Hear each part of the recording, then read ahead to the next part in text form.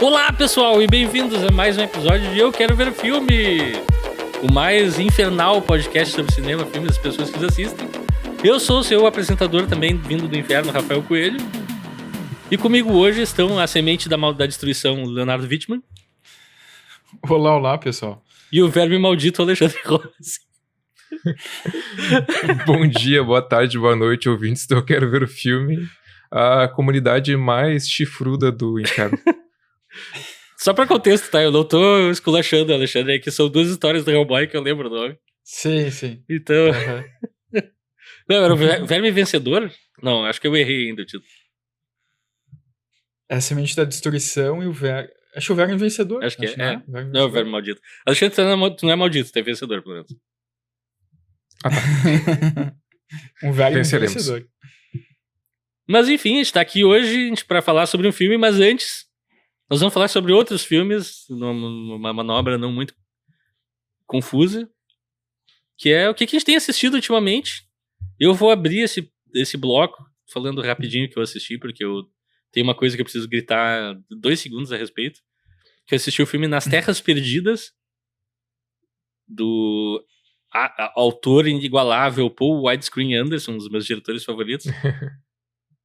Nas Terras Perdidas. É, tá. Um filme baseado na obra do George R.R. Martin. O Paul W.S. Anderson, na verdade, diretor de Mortal Kombat, Monster Hunter, Resident Evil, pegou 3 histórias do George Martin e transformou num filme meio Mad Max pós-apocalíptico. E, cara, é um dos filmes mais execráveis que eu vi. É com a Mila Jovovich, sim. É com a Mila Jovovich, tá? Então a personagem principal é uma bruxa e a Mila Jovovich, e ela anda com o Batista por aí pela terra... Dave Bautista? Dave Bautista mesmo, o Drax. Ah, tá. E eles têm que cruzar as terras malditas, que é um futuro pós-apocalíptico. Só existe uma cidade da humanidade, de fanáticos religiosos e perseguição e tal. E daí eles estão indo pra caçar um cara que é meio lobisomem. E, cara, que filme horroroso. É um filme de ação, que tem cena de ação do começo ao fim. Ele não para quase nunca e é entediante. Tipo, é o maior paradoxo da história. Não para de acontecer coisa e nada funciona. O universo em si pareceu interessante, assim. Até a própria história pareceu interessante, mas me parece que a execução é simplesmente péssima. Como é que eu vou dizer? Depois do Enigma do Horizonte, o Paul W.S. Anderson perdeu a mão, assim, de uma maneira que ainda é incrível. O Enigma do Horizonte foi um dos primeiros filmes dele, né? De 97. Eu até defendo um pouco os Resident Evil. Eu acho que tem valor ali. Não, é verdade. Eles não são grandes filmes, não são grandes adaptações, inclusive. Mas eu acho que se tu relevar tudo isso, se pensar que não tá vendo o filme do Resident Evil, tu te diverte. Porque pelo menos é uma farofada divertida. Mas esse... Aquele 3 Mosquiteiros não é com ele também? É dele, não é dele também? É dele, né? Ele é detestável também. Ele sempre enfia a Mila Jovovich, que nada contra ela, é uma grande atriz, mas é porque ela é esposa dele, sabe? Não tem... Daí fica estranho, assim. Ela poderia fazer filmes melhores, né? Poderia. Mas daí também... Tipo, bem melhores. Botaram ela pra ser a vilã do reboot do Hellboy e foi o que foi também. Sim. Ela tem uma carreira peculiar, assim, né? Porque ela acaba fazendo muito filme, assim, de ação meio... Sim. Né? Mas só a última coisa que eu preciso falar desse filme é que ele começa e a Mila Jovovich é uma bruxa que é perseguida pelos religiosos lá da cidade e tem toda uma mística em volta da personagem dela que ela não recusa pedido de ninguém. Então pessoas vão atrás dela, tu pode fazer tal coisa pra mim? Ela, posso, sim, sempre aceita tudo. Só que daí tem aquele clima meio de conto mesmo, que ok, nesse filme 3 personagens pedem coisas pra ela que são conflitantes entre si, e tu fica o filme inteiro, ok, como é que ela vai cumprir todas as promessas? E daí no final, meu Deus, tem um Deus Ex Machina e ela cumpre todas as promessas, porém de maneira que não beneficia ninguém. Sai tudo como é bom pra ela, sabe? Spoilers do final das Terras Perdidas. Eu não vou entrar em em específicos, mas eu preciso falar sobre isso. Eu pensei, cara, isso é uma afetação de roteiro, assim, num nível muito besta, sabe? É muito, ok, eu sou inteligente, mas não, é um monte de decisão idiota. E eu não sabia. E até agora, até esse momento, eu não sabia de quem era a história. Daí acaba o filme, começam os créditos, aparece baseado no conto de George R.R. Martin. Eu explodi rindo, cara. Porque eu consigo muito imaginar o estilo de escrita do George Martin, que é bom, Sério? mas ele tem seus problemas de breguice e clichê, que a série do Game of Thrones, assim, esbarra um pouco às vezes. Que, cara, é muito... Ok, é meio óbvio, assim, porque... Mas aí fica a não recomendação, a não ser que tu, assim, ó, queira muito destruir um sábado à tarde teu, não assiste Nas Terras Perdidas. Eu acho que ninguém... Fica a não recomendação, é ótimo. Acho que ninguém corria o risco de assistir esse filme por acidente, mas, né, eu posso... E daí, só rapidinho, eu também assisti o último episódio de Last of Us. Continua uma série que se esforça e não chega muito a lugar nenhum. Pois é. E hoje calhou que saiu os últimos episódios. Aliás, faz 2 semanas que a gente gravou o último episódio. E a última vez que eu falei sobre Andor, eu falei que saíram os 3 primeiros episódios só. Que eu só tinha visto esse. E eu falei, não sei, a série até agora, 3 episódios são bons, mas é meio um clima de eu não sei o que tá acontecendo aqui, ou qual o propósito. E eu quero dizer que eu errei completamente, assim, porque naquele mesmo dia eu assisti os próximos 3 episódios e já mudou completamente. São episódios excelentes. E eu pensei. E no segundo drop eu já pensei, ok, a série ou vai estabilizar daqui pra frente, ou eles não vão manter o pique, porque é impossível. O segundo bloco era muito bom. E daí o terceiro bloco é melhor ainda. E daí o quarto bloco é melhor ainda. Eu acordei às 5 da manhã hoje. Spoiler pra nossa plateia. Hoje sexta, a gente tá gravando de manhã, sexta-feira. Não, é quarta-feira que a gente tá gravando. Estamos gravando de manhã às 9 da manhã. Eu acordei às 5 da manhã pra dar tempo de ver os episódios de Andor antes de gravar o podcast. Não porque eu precisava falar especificamente, mas mais porque eu não ia conseguir aguentar fazer qualquer coisa sem ter visto os episódios, sabe? É a série que se conectou assim num nível absurdo comigo. Essa temporada, a primeira já tinha sido espetacular. A segunda eu acho ainda melhor, porque eles pegaram uma das melhores coisas da primeira temporada, que é um certo comentário social, uma visão mais efetiva de como o Império funciona, mas nas pessoas normais que compõem o Império, não tanto Darth Vader e coisa assim, não é aquela história grandiloquente que a gente tá acostumado, não, são pequenos players nessa história toda de rebelião e Império, que a série segue e faz isso muito bem. Só que a primeira temporada é um pouco mais dispersa, por assim dizer, porque ela tem uns 3 ou 4 histórias separadas que se compõem, mas são em lugares diferentes, com personagens em lugares diferentes, coisa e tal. E a segunda temporada eles fazem uma coisa muito mais espionagem, assim, que apesar de também eles lançaram a série em blocos, porque são também pequenos arcos de história, mas eles são muito mais conectados um com o outro. E todos os personagens meio que interagem mais, assim, de uma maneira muito legal.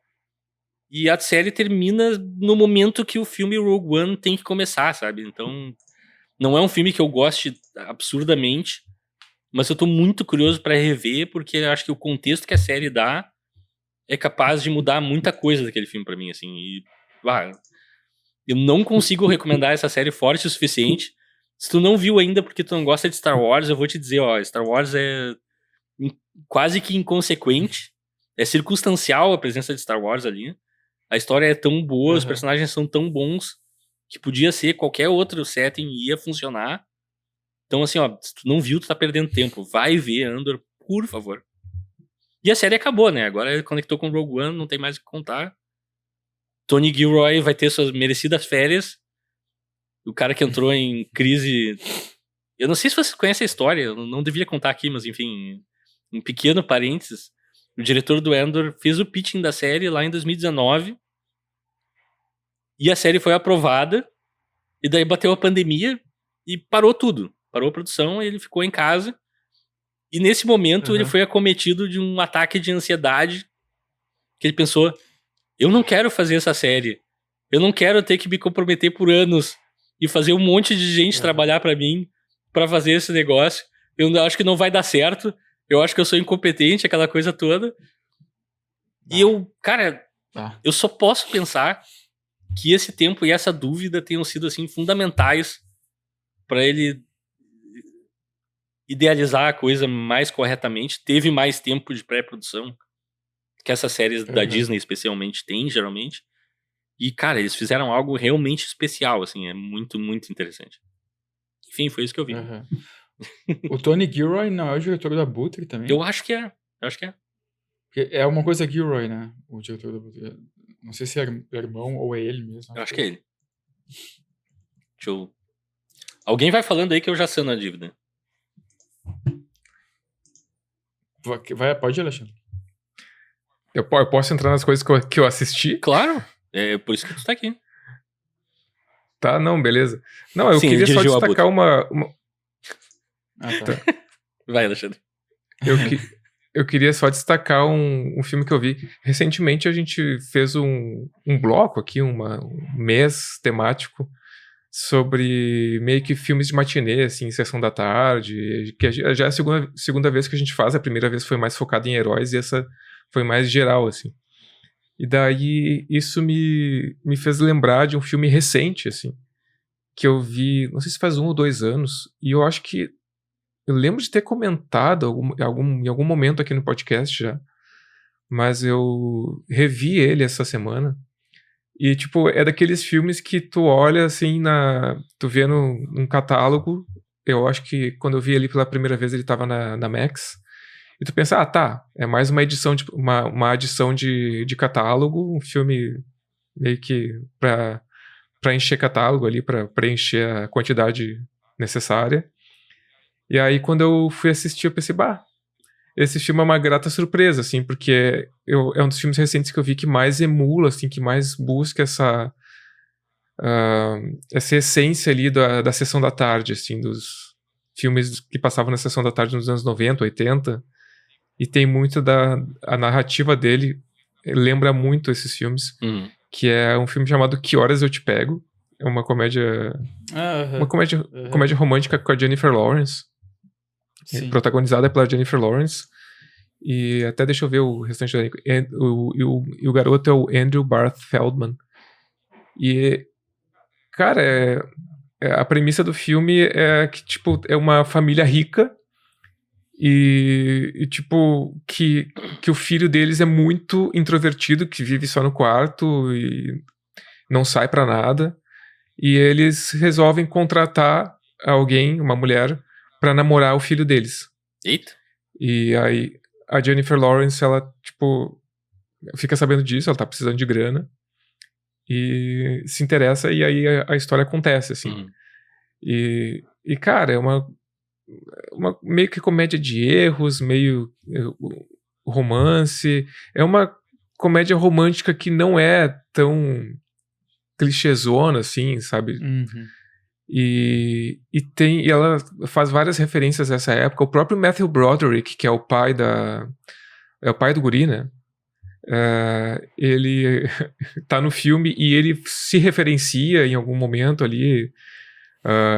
Ele tem um pequeno spoiler, não chega a ser spoiler, não é nada que compromete a trama, mas ele fala, meu filho, ele não sai do quarto, ele não dirige, ele não vai a festas, ele não faz nada do que eu fazia. Tipo, ele tá referenciando Curtindo a Vida Doidado ali.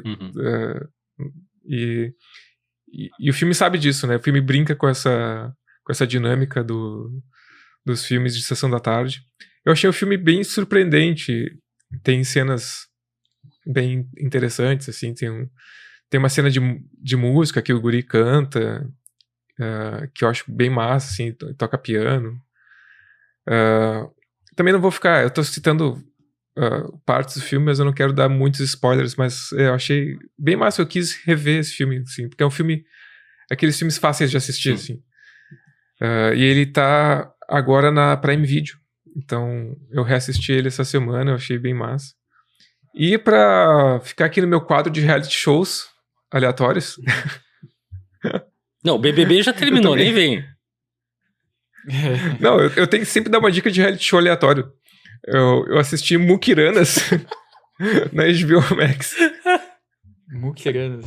O que diabo ser Mukiranas? Mukiranas é um reality show sobre pessoas que economizam ao extremo. E daí tem a edição brasileira. Tipo... coisas tipo pessoas que não usam papel higiênico, ou usam um paninho. Eita.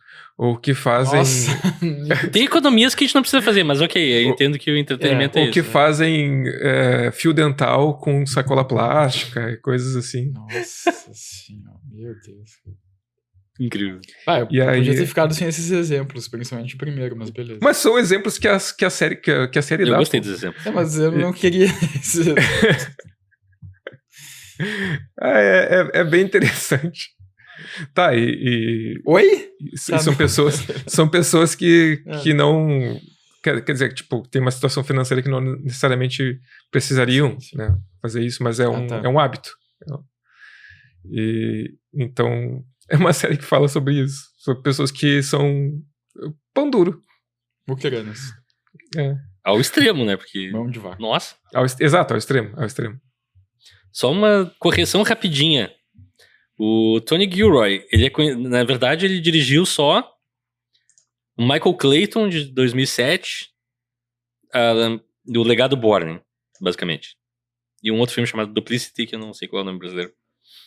Mas ele roteirizou, ele adaptou, quer dizer, o Armageddon. Ele trabalhou como roteirista nos filmes da série Bourne.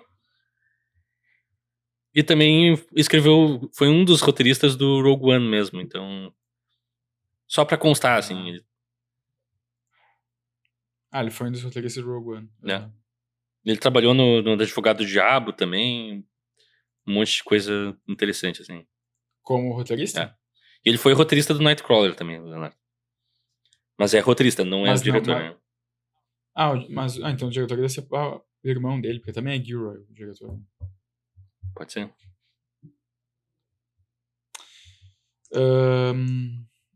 Então, o que eu tenho assistido, eu vou destacar rapidamente só 2 filmes, assim. O primeiro era um filme que eu queria ver há bastante tempo, que eu tava na expectativa de ver, que até concorreu ao Oscar esse ano, ganhou o Oscar, que foi o Anora. Que eu gostei do filme, mas eu confesso que esperava um pouco mais, assim, até levando em conta que os outros filmes do Sean Baker, os outros 2 que eu assisti dele, que é o Red Rocket e o Projeto Flórida, eu acho filmes mais completos, assim, me agradam mais. Embora Mickey Madison na Nora esteja muito bem, eu também acho que tem ali a meiuca ali do filme, eu acho meio repetitivo em alguns momentos, assim, quando tem meio que... Tem uma barriga flácida no filme, Leonardo? Tu diria isso? Não, tem meio que uma coisa meio non-stop, assim, que é tipo, ela sai com outras pessoas pra procurar o cara com quem ela se casou, e daí fica uma coisa meio frenética, assim, que eu achei frenética, mas meio repetitiva. É uma transição de gênero tempo. ali, né? Que tu pensa que vai ser uma coisa... O filme transiciona ali, tipo, ele começa... Tu pensa que vai ser, sei lá, uma coisa meio Linda Mulher, né? Aí tu deu uma travadinha ali. Vira meio que uma comédia de erros, né? Em algum momento. Ah, tá. Não, eu disse que nesse momento do meio do filme, ele meio que... Eu senti, pelo menos quando eu assisti a Nora, que ele muda um pouco de gênero. Ele começa tu achando que vai ser uma coisa, tipo Uma Linda Mulher lá. Muita gente compara esse filme com Uma Linda Mulher, do Richard Gere e a Julia Roberts. E daí, daqui a pouco, ele meio que vira uma comédia de erros, assim. E vai mudando, assim. Mas eu acho que essa parte mais que vai pra comédia de erros mais extrema foi o que eu não gostei tanto, assim, sabe? Sim. Não me pegou tanto, assim. Mas, claro, o Mickey Madison tá muito bem, é um bom filme. E como é que é o nome o Yura Barisov, que também acho que foi indicado no melhor ator coadjuvante, acho que ele tá muito bem nesse filme, assim, muito bem. O outro filme é um filme dos anos 80, eu não me lembro qual data exatamente, mas é dos anos 80. Comando para Matar. Que é um filme com... Não. Jogo com Bruto. Robert Redford, que eu não conhecia, que é um filme sobre beisebol com Robert Redford. Em inglês é The Natural. Agora eu não sei se em português é... Eu tenho... Esse filme eu não sei por que eu não guardei o nome em português, mas eu não sei se é um homem... Acho que é um homem acima da média.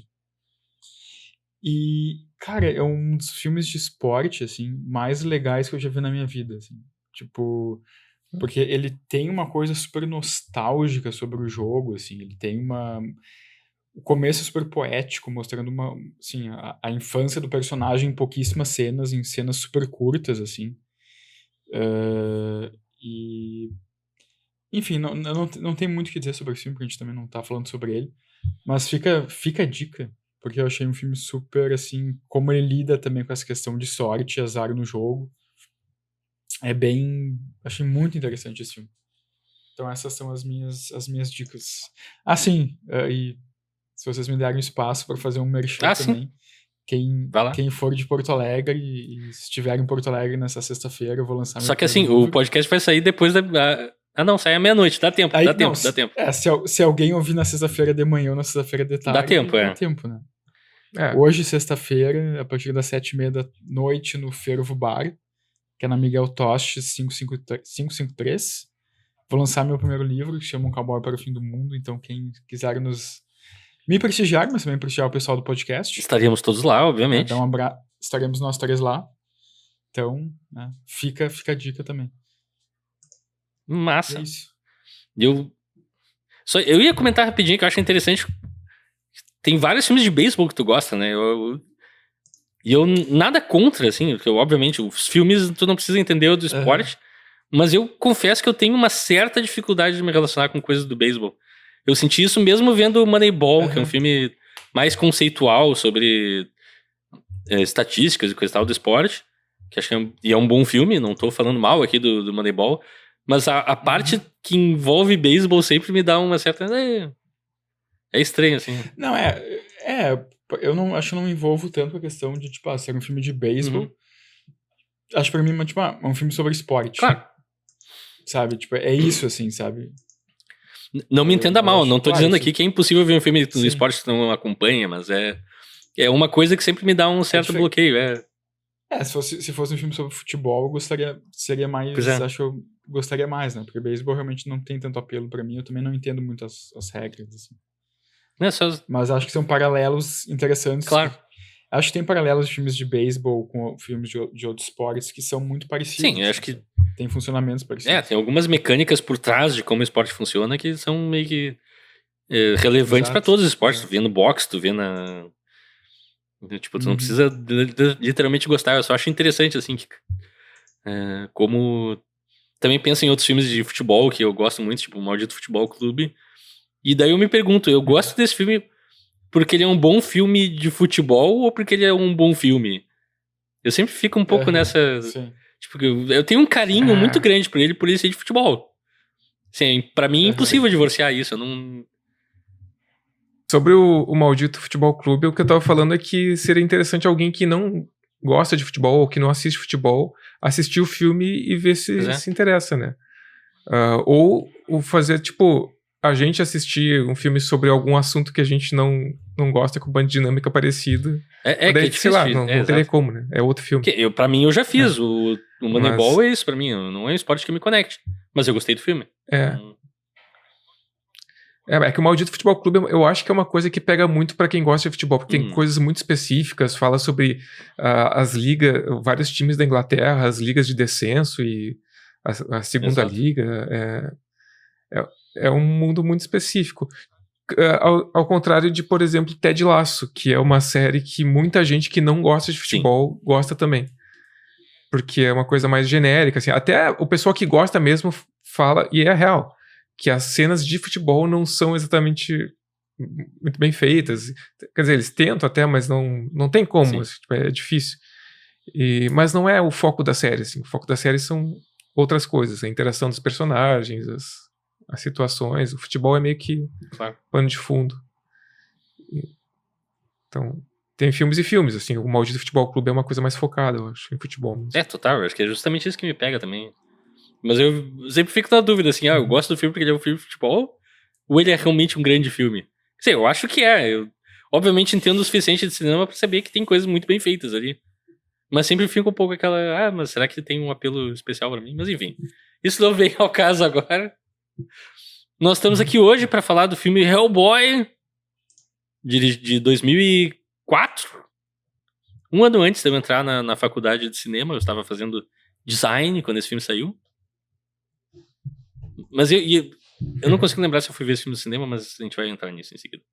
Dirigido por Guillermo del Toro, diretor mexicano, também responsável por A Forma da Água, Pinóquio e O Labirinto do Fauno. Os 3 filmes que ele dirigiu. Entre outros, né? Cronos, que a gente já falou aqui também, A Espinha do Diabo. Tem muita coisa interessante na filmografia dele. Colina Escarlate. Eu tenho problemas Senhor com a de Colina Fogo. Escarlate, mas eu acho que vale uma assistida. Vale Sim. uma assistida. Sim. Uhum. Mas sem mais delongas, vou entrar na sinopse, que vocês vão entender que é meio fajutada essa semana. Eu talvez tenha matado um pouco o meu trabalho, mas enfim. Após frustrar um plano maligno dos nazistas que incluía Rasputin acordar um deus ancião, sim, isso que você ouviu mesmo, Brum acaba adotando um pequeno demônio transportado para o nosso mundo e o chama de Hellboy. Que é o ápice do filme, é o John Hurt falando Hellboy no começo do filme. 60 anos depois, Hellboy, agora crescido, faz parte do Serviço Secreto de Investigação Paranormal BPRD, Bureau de Investigação Paranormal e Defesa, junto de um Homem-Peixe, o Abe Sapien, e do agora velho Dr. Brum. Quando o jovem recruta John Myers passa a fazer parte da equipe de Hellboy, que o rejeita imediatamente, a situação piora ainda quando ele começa a conversar com a crush de Hellboy, Liz Sherman, uma garota esquentadinha que faz parte da equipe paranormal. Quando o Bru acaba sendo assassinado por Cronen, um esquisito soldado nazista feito de areia, talvez, e deformado, confusões se sucedem, incluindo o retorno de Rasputin, a morte de Liz, interrogação, o autoclonável Samael, um verme muito grande e um zumbi russo mal-humorado. E quando o Hellboy, com uma revivida Liz, salvam o dia e começam um caloroso relacionamento. Ponto final, filme, créditos. Fim, créditos. E então, vamos para as curiosidades do filme, Alexandre. Se tu puder. Então, vamos lá. Curiosidades do IMDb. Quando o diretor e roteirista Guillermo del Toro se reuniu com os produtores, muitas mudanças no personagem de Hellboy foram sugeridas. Uma ideia era que Hellboy fosse um humano que se transformasse em Hellboy quando fica bravo, semelhante ao Hulk. Demorou Outra mais sugestão- 20 anos para ele chegar no Hulk vermelho. Outra sugestão era que ele viesse do inferno, mas que fosse um humano normal. Del Toro vetou todas as tentativas de alterar o personagem. Justo, porque ele é baseado num quadrinho Sabe a decisão. estabelecido. Exato. Sim. Ao se encontrarem para discutir o filme, o criador e coprodutor executivo de Hellboy, Mike Mignola, e o roteirista e diretor Guillermo del Toro decidiram revelar um ao outro a sua escolha para o papel principal de Hellboy. Ambos disseram ao mesmo tempo. Ron Como? Perlman. Como é que duas pessoas chegaram nessa conclusão? Não que eu acho que seja a conclusão errada, tá? Não é isso que eu quero dizer. Mas ele nunca... Cara, esse cara assim, ó... Baita ator, adoro ele, daria um abraço nele agora, inclusive. Porém, duas pessoas simultaneamente pensarem nele como protagonista é uma coisa que é surreal pra mim. Cara, eu acho peculiar, que faz cara. sentido. Não Acho que faz? faz sentido porque o próprio o produtor, o Mike Mignola, deveria já, obviamente, saber que o Ron Perlman fez o Cronos com o Guillermo del Toro. E o Guillermo del Toro, sei lá, é aquela coisa, né? Tu conhece o ator, ele fica no teu convívio, tu já tem uma ambientação ali com ele, tá, uma relação. Eu imagino que o Del Toro também tenha pensado no Ron Perlman por isso, assim, tipo, um ator que eu tenho confiança, que eu já trabalhei Acho que com sim, ele. e ele é muito bom. E assim, sei. eu não quero aqui... Eu acho que ele foi a escolha acertada nessa época pra esse filme. Não tenho nenhum problema com isso. É que ele não é um ator cotado pra protagonismos. Ele é um Não, ator raramente, de muito personagem, raramente. assim, muito secundário, geralmente. Que é uma injustiça até, Sim. Mas é curioso isso, que 2 pessoas concordaram imediatamente. Me surpreende, é legal. E esse eu acho um dos méritos do filme, assim, sabe? Ter colocado o Ron Perlman como protagonista, assim, é uma coisa que poucos... Tipo, num contexto normal, digamos assim, alguém diria, tem que ser o Tom Cruise, tem que ser, sei lá, o Brad Pitt, tem que ser... Carinha fortinho de Hollywood que tava em voga na época. Hoje, talvez John Cena, sei lá, entendeu? Uma coisa assim. Logo no início da pré-produção do filme, os cineastas cogitaram colocar a mão gigante de pedra de Hellboy em seu braço esquerdo, ao invés do direito, para permitir que o ator que interpretava Hellboy tivesse o uso pleno da mão direita. Ron Perlman era canhoto, então os cineastas conseguiram preservar a mão direita da perdição. E eu achei curioso a produção não saber que o ator era canhoto, mas tudo bem. Tá, produtores não prestam atenção em detalhes. Claramente. É verdade. E, para finalizar aqui, Guillermo del Toro optou por fazer esse filme ao invés de outros 2 filmes. De Alien vs Predador, de 2004, e Harry Potter e o Prisioneiro de Azkaban, de 2004, que nitidamente eles queriam um diretor mexicano, né? Porque foi o Cuarón quem dirigiu depois foi o Alfonso Cuarón. Não sei nem se o Del Toro não indicou o Cuarón. É muito possível. Vai que, né? Cara, é muito possível mesmo. Agora pensando que eles são amigos, né? E se tu tenta o Del Toro, é muito provável que ele tenha dito, tem todo isso. Liga pro Afonso ali. Liga pro Afonso, liga pro Cuarón. E eu vou dizer assim, curiosamente, o Paul Widescreen Anderson, que eu citei lá no começo do episódio, é quem dirigiu o Aliens vs Predador. E nessa dança das cadeiras, eu acho que caiu perfeito, assim, porque qualquer outra pessoa dirigindo Hellboy teria sido um resultado absurdamente diferente. Qualquer outra pessoa dirigindo Aliens vs Predador teria sido um desperdício. Então a gente usa o cara menos importante ali. E sinceramente, assim, o Cuarón fez um trabalho estupendo no Harry Potter. O Prisioneiro de Azkaban, eu me lembro que é o meu Harry Potter favorito, assim. Não sou muito fã da franquia, mas é o que eu mais gosto. Mas vou dizer, eu gostaria de ver um Alien vs Predador dirigido pelo Del Toro. Bom, esse ano a gente vai ter o... Bom, não vem...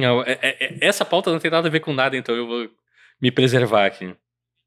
Não, o que o Predador novo, que expande a franquia absurdamente.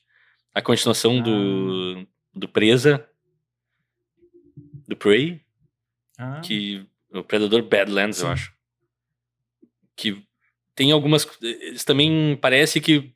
No trailer aparece na nave do Predador, que é... Eu não sei se vocês lembram, no Predador 2 aparece uma caveira do Alien na nave do Predador, e daí todo mundo criou a campanha, tem que ter um Alien vs Predador, daí saíram quadrinhos e coisas eventualmente, por pressão dos fãs, assim, basicamente. Todo mundo especulava absurdamente.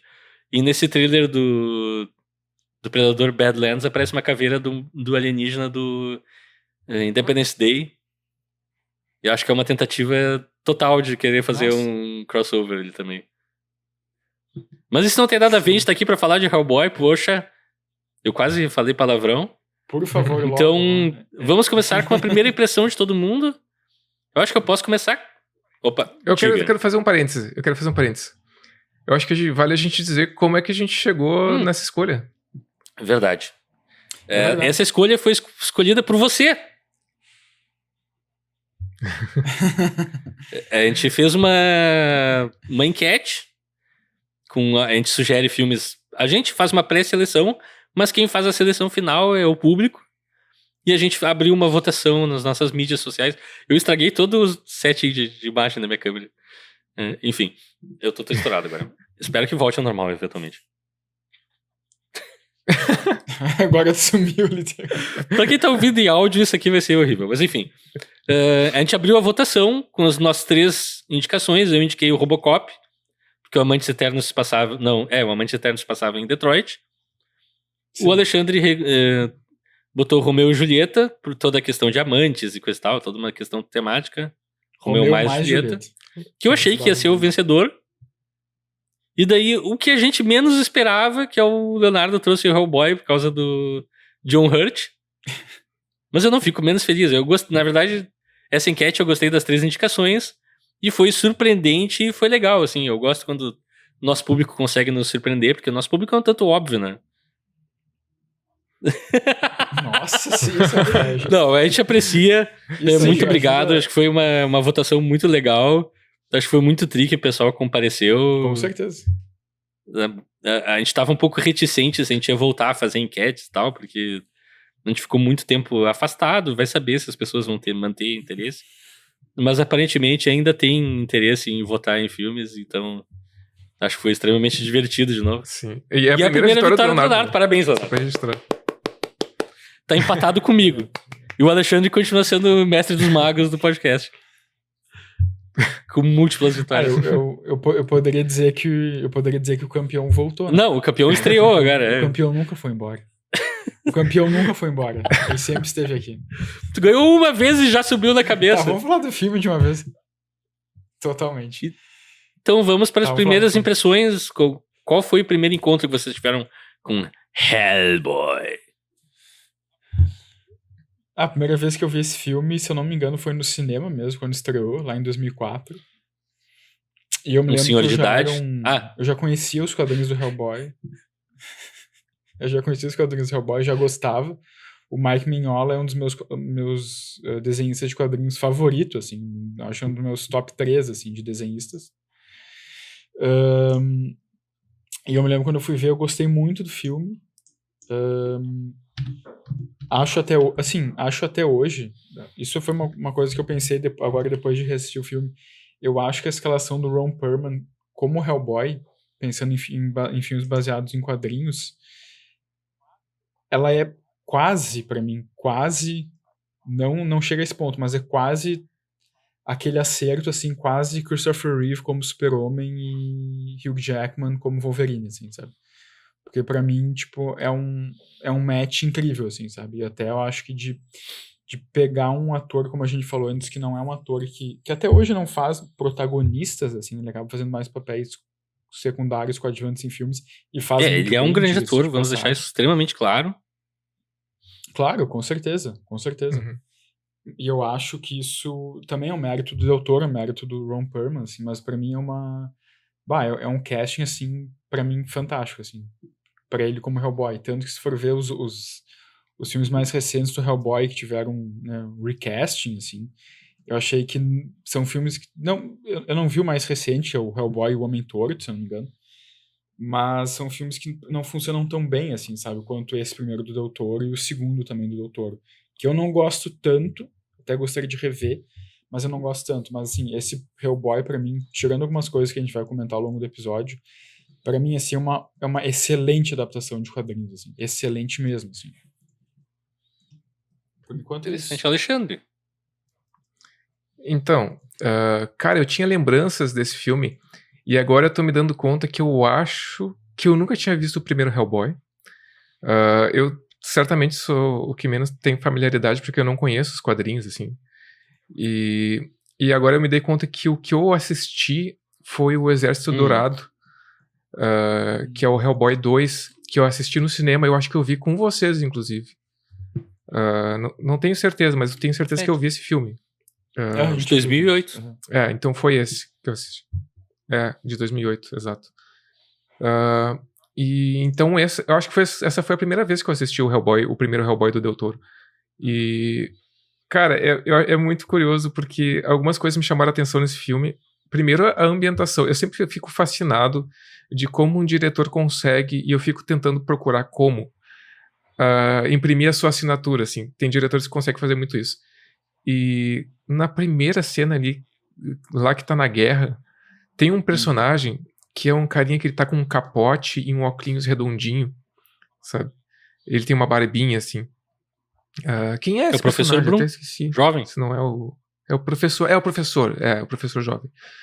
E eu vi esse personagem e pensei, esse aqui é um filme do Guillermo Del Toro. Isso, figurino, objetos e mais aquela fotografia mais fria, assim, mais azulada.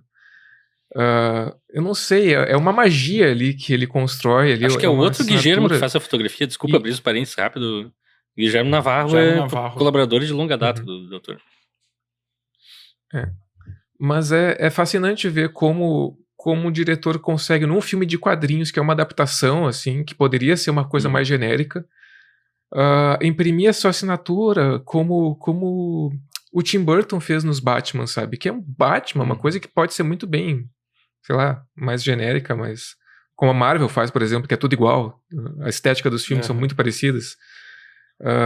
Mas aqui não, aqui o Del Toro tu vê que é um filme, é um Hellboy, é uma adaptação, mas é um Del Toro, é um filme da cinematografia da cinebiografia do Guillermo del Toro, certamente. Isso eu achei muito legal. Achei, assim, o filme honesto, assim, eu gostei do filme, no geral, assim, eu acho que ele não fica nada pretencioso, e o personagem, pra mim, é muito interessante, o próprio Hellboy, porque ele desconstrói algumas coisas, assim, que a gente espera de heróis e daquela coisa mais, assim, mais brucutu. Tipo, ele é um brucutu, assim, valentão, assim, tipo, tá, vou lá resolver as coisas, mas ao mesmo tempo ele é mimado e ele é frágil também, né? Exato, e ele tem essas coisas, ele adora os gatinhos e tem aquelas cenas, tem cenas fofas dele, assim. Então ele é muito fascinante, e ele sofre por amor, assim, uma coisa meio adolescente que ele tem, né? Ele é um tipo assim, ele é um herói, mas é um guri de 15 anos. Tem 80 anos, mas é 15 ainda. Assim. Total. Exato. Então eu acho isso fascinante, essa mistura, essa quebra de expectativas. E também a assinatura do Del Toro eu também vejo em alguns personagens. O ser da forma da água, né? Doug Jones, que é o ator que a forma da água, que faz o Abe Sapien, eu acho que é o nome do... que eu acho também que me remeteu muito aos outros filmes do Del Toro. E algumas coisinhas, assim, tipo, eu não fui muito fã da atuação do Carol Roden como Rasputin. Assim, não sei, me faltou um carisma ali. Mas, no geral, eu achei massa, assim, foi uma história que me entreteve do começo ao fim e tal. Não é o melhor filme que eu já vi, mas é um filme que valeu a pena. Assim, acho que essa, como impressão inicial. Do Rasputin, tudo que eu tenho pra falar é que ele grita profecias muito bem. Ele fala um negócio, duro, Paulo Jamar! Ok, tá. Faz tudo que o Rasputin precisa fazer. Mas, enfim, eu vi esse filme em 2004. Eu não lembro se eu fui ver no cinema, na real, na época. Mas se eu não vi no cinema, eu vi logo em seguida, quando ele saiu em home video. Talvez ele comecinho de 2005. E na época eu me alucinei, assim. Eu nunca tinha visto nada parecido, não conhecia o Hellboy dos quadrinhos, só era um mero protótipo de fã de Del Toro. Então, vamos ver o filme novo do Del Toro. E, meu Deus, esse mundo existe, esse personagem é muito legal, e esse jeito de contar a história dos super-heróis, pra mim era muito novo na época, e era novo na época, ninguém fazia filmes nesse estilo. A gente tá nessa... Esse filme sai ali que é considerado a época das trevas de filmes baseados em quadrinhos, que não saía nada. E quando saíam, eram adaptações meio relaxadas, assim. Coisas como o que os produtores queriam fazer ali, que é tirar a essência do personagem e transformar em algo mais vendável, entre aspas. E o Del Toro, não. Ele ficou muito mais fiel aos quadrinhos. Porém, eu me alucinei com esse filme, adorei, virou um dos meus filmes favoritos. Eu assisti 300 mil vezes, comprei DVD, eu tenho edição especial, assisti com comentários do diretor, assisti todos os featurettes, cacete A4, fiquei obcecado por esse filme. Só que a certa altura eu comecei vamos ler os quadrinhos do Hellboy. E daí eu comecei também a perceber o quanto não perfeita como a adaptação é, assim. E isso foi uma coisa que foi me instigando ao longo do tempo. E hoje, revendo o filme, eu vi muito ele por uma época, depois fiquei longo período sem ver. E revendo agora, eu comecei a pensar muito nessa coisa de... Será que esse filme envelheceu bem pra mim? Eu não sei responder... Quer dizer, eu sei responder a pergunta, mas eu vou discorrer ao longo do episódio. Sem spoilers da minha conclusão. Mas ao mesmo tempo eu vejo ele muito mais como um filme do Del Toro hoje do que um filme do Hellboy por si mesmo, assim. pra bem e pra mal, meio que simultaneamente. E ao mesmo tempo eu começo a ver é aquela coisa que eu acho que eu sempre falo também, já dá pra ver alguns impulsos que eu não gosto tanto do Del Toro moderno, assim, que é uma açucarização da história demasiada em momentos, que hoje em dia, tipo, não me incomodava, eu achava um elemento legal até, mas hoje em dia me salta, assim, porque virou uma coisa que eu desgosto do trabalho dele. Mas enfim, acho que a gente... diga. Mas o que tu... Não, o que tu ia dizer, tipo, porque eu li os quadrinhos do Hellboy, mas faz muito tempo, assim. Então, tu falou que tu leu também, mas tu se lembra, tipo, de achar... tipo, se era uma adaptação mais fiel, assim, ou se ele tomou algumas liberdades? Não, ele tomou muitas liberdades. É que assim, nos quadrinhos, a Liz Sherman não tem relacionamento com o Hellboy. Eles são amigos, ele gosta dela, mas não se consuma. Não se consome, quer dizer. Mas ok, isso eu acho forçado no filme, mas eu aceito. Mas tem outras questões, assim, mais peculiares que esse filme explora pouco. Tipo, Hellboy são geralmente histórias baseadas em folclore locais, e quase todas é o Hellboy indo pra uma cidadezinha no meio do nada, no qual tem algo muito surreal acontecendo, e ele não precisa se esconder de ninguém, ele é tipo um encanador sobrenatural. Ele chega lá, tá entupido aqui, tem uma aranha gigante crescendo no esgoto, eu vou lá e dou um soco na aranha gigante. E ele trata essas coisas sobrenaturais com um tédio, uma coisa mais rotineira, assim. E fica muito mais essa coisa semi-cômica. A comicidade vem daí, assim. Não é o personagem que fala coisas muito engraçadas, nem nada assim. Ele é um cara que situações absurdas pra ele são normais. Mas tu acha que não tem isso no filme? Porque às vezes eu percebo isso, tipo, eu tenho que fazer... O Ron Perlman, o Hellboy do filme, ele fala, eu tenho que ir lá fazer o meu trabalho. Tipo, ele várias vezes fala, é o meu trabalho. Tipo, ele trata isso como uma coisa rotineira. Não que isso gere uma comicidade que talvez devesse gerar. Sim. Mas eu acho que tem um pouco disso no filme. Não, com certeza tem disso no filme. Mas... O filme traz esse elemento, só que eu acho, pra mim, é muito significativo essa questão dele criar o BPRD como um negócio super secreto. E eles têm que andar no caminhão de lixo, e eles são monstros pra sociedade, e tudo se passa... Isso logo depois se desfaz. E tudo se passa na cidade grande, assim, é tipo meio que... A graça do Hellboy é justamente esse cara indo em lugares mais ermos, assim, ele traz elementos dos quadrinhos sempre, eu não tô querendo descreditar isso, mas é que o jeito que ele combina no filme resulta numa coisa bem diferente do que é o personagem nos quadrinhos. E o que é mais interessante é que as duas sequências que vêm depois, os reboots, quer dizer, com o David Harbour, é mais isso, é o Hellboy lidando com folclore e indo num lugar mais ermo, e é um filme horroroso. E o homem, o Crooked Man, também, ele indo numa cidadezinha, investigando o negócio, é extremamente suco de quadrinho do Hellboy. E é um péssimo filme, tipo, não é isso que faz o filme ser bom, sabe? E esse filme é muito melhor como filme mesmo. Mas me chama a atenção, assim, como ele moldou o personagem pra fazer um filme dele mesmo. Dizem que o Mike Mignola queria fazer novos filmes do Hellboy porque ele não tinha... Dizem, né? Que ele não tinha curtido tanto, assim... Sim, eles brigaram, inclusive, depois. Mas isso que... Eles estão brigados hoje. Eles brigaram? Ninguém sabe qual foi o teor da discussão, mas o Mike Mignola, quando é perguntado do Del Toro, porque todo mundo até hoje acha que o Del Toro tinha que fazer o Hellboy 3, mas quando perguntam pro Mike Mignola, ele diz, faz anos que eu não falo com o Del Toro. Ponto. Segue a vida. Mas isso que tu pontuou, da coisa, por exemplo, do Boreal, de pesquisa paranormal, que isso pra mim também eu acho um dos pontos, digamos, mais contestados do filme pra mim, porque ele começa muito colocando esse Boreal como alguma coisa secreta, que ninguém pode descobrir, que ninguém pode saber. Quando a gente tem a apresentação ali do professor Brum mais velho, quando ele sai do hospital, ele vê ali na TV o chefe do Boreal dizendo, esse Boreal não existe, não, né, tipo assim, não o Jeffrey Tambor, que aliás é espetacular nesse filme. O que esse senhor de idade atua é brincadeira, cara. Ele vem de todas as cenas, é impressionante. Sim. Mas que daí é isso, sabe? Tem essa ideia de querer mostrar o Boreal como algo mais secreto, mas ninguém pode saber disso.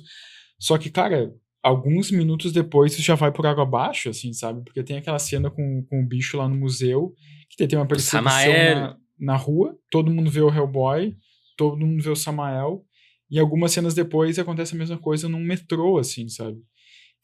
E parece que ali não tem... Eu não senti muito um estranhamento das pessoas, sabe? Parece que não teve um choque, assim, tipo, nossa, tem criaturas sobrenaturais bizarras aqui, sabe, no nosso mundo, assim. Eu não senti tanto esse choque, assim. Mas o que eu queria também pontuar nesse filme, que acho que foi o que mais me chamou a atenção, assim, que vocês também disseram, né, como esse filme é um filme muito Del Toro também, eu concordo. Pra mim, é um dos meus filmes favoritos do Del Toro, assim, um dos que eu mais gosto. Mas eu acho que muito porque nesse filme eu sinto que o Del Toro, ele, tipo assim, ele vai até um ponto que ele me parece que em outros filmes, e talvez seja esse açucarado que o Rafael comentou antes, que em outros filmes parece que o próprio Del Toro parece que ele se segura um pouco, assim, sabe? Que tem em outros filmes dele que a princípio poderiam ser filmes mais autorais, digamos assim, tipo Colina Escarlate, A Forma d'Água, até um pouco Labirinto Fauno, assim, que eu acho que são filmes que ele são filmes em alguns momentos que eu sinto eles mais ingênuos, assim, sabe? Eu sinto que são filmes que eu sinto que falta nesses filmes uma carga de terror maior, assim, uma carga sobrenatural maior e até às vezes uma carga de violência um pouco maior. Assim, eu sinto que o Del Toro parece que ele tem um certo constrangimento de realmente pisar no acelerador, assim, sabe? Eu me lembro que quando a gente comentou sobre o Cronos anos atrás, que no Cronos tem uma cena que o personagem principal, que é o avô de uma guria, ele tá mexendo ali num objeto e o objeto sai e finca ele, né? E sangra ele na mão. Que ali é um terror, assim, é uma explicação do terror que outros filmes do Del Toro eu sinto que ele não quer muito ir, sabe? E pra mim o Hellboy, ele vai até o ele vai até o final nisso, assim, sabe? Ele tem isso de, não, esse é o mundo do Hellboy, tem essas criaturas, vai ter uma certa violência. Eu acho que sim, que não é uma violência exagerada, mas não é um filme de terror, mas tem o tempero suficiente ali. Exato. Não é um filme que quer se... Não é um filme que se constrange de ser o que ele é, entende? E eu acho que pra mim isso tá muito... Até porque a mensagem dele é não se constranja. Tu pode ser um demônio vermelho de 2 metros de altura com uma mão de pedra, mas tu vai arranjar uma namorada. Exato. Não, e pra mim isso também tá muito exemplificado pra mim no personagem do... Bom, esqueci o nome dele agora. No nazista que tem 2 espadas. Cronen. Espada em cada mão. Carl é o Cronen, né? Eu ia falar desse personagem. Porque esse pra mim é um dos meus personagens favoritos do filme, assim. Principalmente porque tem uma cena ali nos subterrâneos, antes dele matar alguns agentes do Boreal, que ele tá ali sem capacete e meio que arrumando os equipamentos dele e tal, e tu vê o rosto dele, os olhos meio tortos, depois ele coloca uma... Ele é tipo Deadpool naquele primeiro filme do Wolverine. Exato. É pior, né? E depois, eu achei um personagem intrigante, porque ele tem um funcionamento muito próprio, né? Eu acho muito legal também. Mas é isso, sabe? Eu acho que esse personagem pra mim exemplifica essas coisas de tipo, não, a gente vai mostrar esse personagem sem capacete, o jeito bizarro que ele é, e depois mais tarde a gente vê também ele deitado numa maca, todas as costuras do corpo dele, assim, sabe? E esse tipo de tempero eu acho que é uma coisa que o Del Toro às vezes ele não... Concordo. Ele perdeu um pouco. Super concordo com isso. Mas uma coisa que me chamou a atenção é o quanto proto-Marvel esse filme é. E talvez foi a coisa que mais me incomodou, assim, que... Como eu falei, o Hellboy é quase um encanador sobrenatural que tá... Pra ele é corriqueiro aquilo. O dia a dia dele é resolver problemas, profecias e coisa e tal. E o filme captura isso bem, só que eu acho que em muitos momentos... Aliás, muitos momentos não, é incessante. Sempre dão uma piada pra ele falar em todas as cenas, assim, de uma maneira que me tira do filme fortemente hoje. Na época não registrou comigo porque era novo. Hoje em dia eu vejo, cara, a Marvel viu esse filme e pensou, ok, é assim que se faz filme de super-herói. Porque é a Fórmula Marvel cuspida e escarrada, esse filme, assim, de cabo a rabo. Que é pega o personagem fantástico, mantém um pouco da essência dele, mas traz ele pra um mundo mais realista, entre aspas, com regras mais fáceis de se relacionar do que seria um Hellboy mesmo. É muito menos interessante pra um público geral ver um demônio no meio do nada e pessoas não reagindo a ele e ele investigando folclore, do que seria que é a versão mais super heroizada dele, que ele andando num caminhão de lixo com um homem-peixe e ok, a gente entra aqui, tem esse cara, esse demônio do Samael ali. Aliás, aí vem um dos meus toques favoritos do filme, que o Abe Sapien pesquisa as coisas em livros ocultos que tem profecias e coisas, e eles tratam aquilo basicamente como um manual de instruções de como lidar com um bicho. Então ele tá encontrando o Samuel pela primeira vez e o Abe Sapien no comunicador: Samuel, o desolado, o besta do inferno, reencarna incessantemente. Ele, como assim reencarna incessantemente? Daí tem toques muito bons, mas eu acho que essa leve pasteurizada que ele deu no Hellboy, pra mim, envelheceu muito mal, assim, ao longo do tempo. Mais porque o contexto de filmes super-heróis seguiu nessa batida, assim. Eu acho que... Eu não sei se é uma culpa do filme. Eu não sei se é uma culpa do filme em si ou da influência que ele proporcionou. Né? Porque, assim, eu entendo, é uma coisa mais narrativa, né? Porque eu olho pra esse filme, como eu falei no começo do episódio, eu me remeto mais ao Del Toro do que a Marvel. Mas eu acho que é mais porque eu tô ligado, porque eu tô me remetendo à estética do filme, assim. E a parte narrativa, isso que tu falou, tem um fundamento ali, né? Eu acho que foi bem referenciado mesmo. Mas é isso, é a questão de ver o filme 20 anos depois, né? Com tudo que aconteceu 20 anos depois. Outra coisa que é muito fácil também, pra mim, hoje, de traçar o caminho de, ok, o Del Toro viu Man in Black, e vendo Man in Black, ele disse, essa é a chave pra interpretar o Hellboy. Porque, cara, o personagem mais odioso desse filme é o John Mayer lá, o John Myers, que é um personagem completamente desnecessário, um garoto bonitinho, mas é que através dele que a gente vê esse mundo mágico, então ele tá ali como o agente novo. Desculpa te interromper, mas me lembrou muito, num exemplo mais recente, o personagem do Cole no Mortal Kombat. Que é um personagem que não existe, mas foi introduzido ali pra quem não conhece tanto esse universo, essa franquia, vai ter ali um caminho pra seguir com esse personagem. E de fato, o agente Myers, pra mim, ele sobra completamente no filme. Assim, completamente. Ele ainda é usado pra fazer aquela intriguinha romântica. Tenebrosa, Hellboy. Eles ficam inventando coisa pra ele fazer. Assim. E depois tentam amarrar tematicamente que o Brum escolheu ele como sucessor. E eu fico, mas por que? Não faz o menor sentido. Não faz nenhum sentido. E além disso, uma outra coisa, que eu acho que esse roteiro tem algumas fragilidades que se prestar atenção, elas saltam aos olhos, assim. Porque pra mim também, por exemplo, a própria doença do Brum, que ele tá pra falecer, pra mim ela é praticamente irrelevante. Sim, ele é assassinado. Ela só funciona... Exato. Ela só funciona na cena que o Myers diz, o Hellboy não gosta de mim, eu tô indo embora. E daí, o Brum diz, não, tu não pode ir embora porque eu tô doente, tu vai ter que me substituir. É literalmente só a doença dele só tem uma funcionalidade naquela cena, assim, sabe? Porque de resto não teria porquê. Porque, como tu falou, Rafael, ele vai ser assassinado depois, entendeu? Pelo Cronen. Então, não... o roteiro, acho que tem essas fragilidades, assim, sabe? Umas coisas que são muito convenientes, assim. Apesar de que o John Mayer ele gera uma cena que, cara, eu sei que é desnecessário, mas eu achei legal. Que é o Hellboy no topo de um prédio com um gurizinho. Nossa, eu odiei essa cena. Eu odiei. Cara, eu ia falar... Essa cena me lembra do Batman Begins, quando o gurizinho vem falar com o Batman. Eu achei engraçado, cara, porque é muito aleatório. Por que aquele gurizinho tá lá, no topo daquele prédio, naquele momento? Aí daqui a pouco eles começam a tacar pedra na cabeça do John Myers lá. Mas, nossa, eu odiei a cena também porque ela é uma cena que ela, é uma desculpa também pra eles não estarem no mural enquanto o professor Brum vai ser assassinado. Total, Tipo, ela só funciona, pra sim. mim ela só funciona pra isso, entendeu?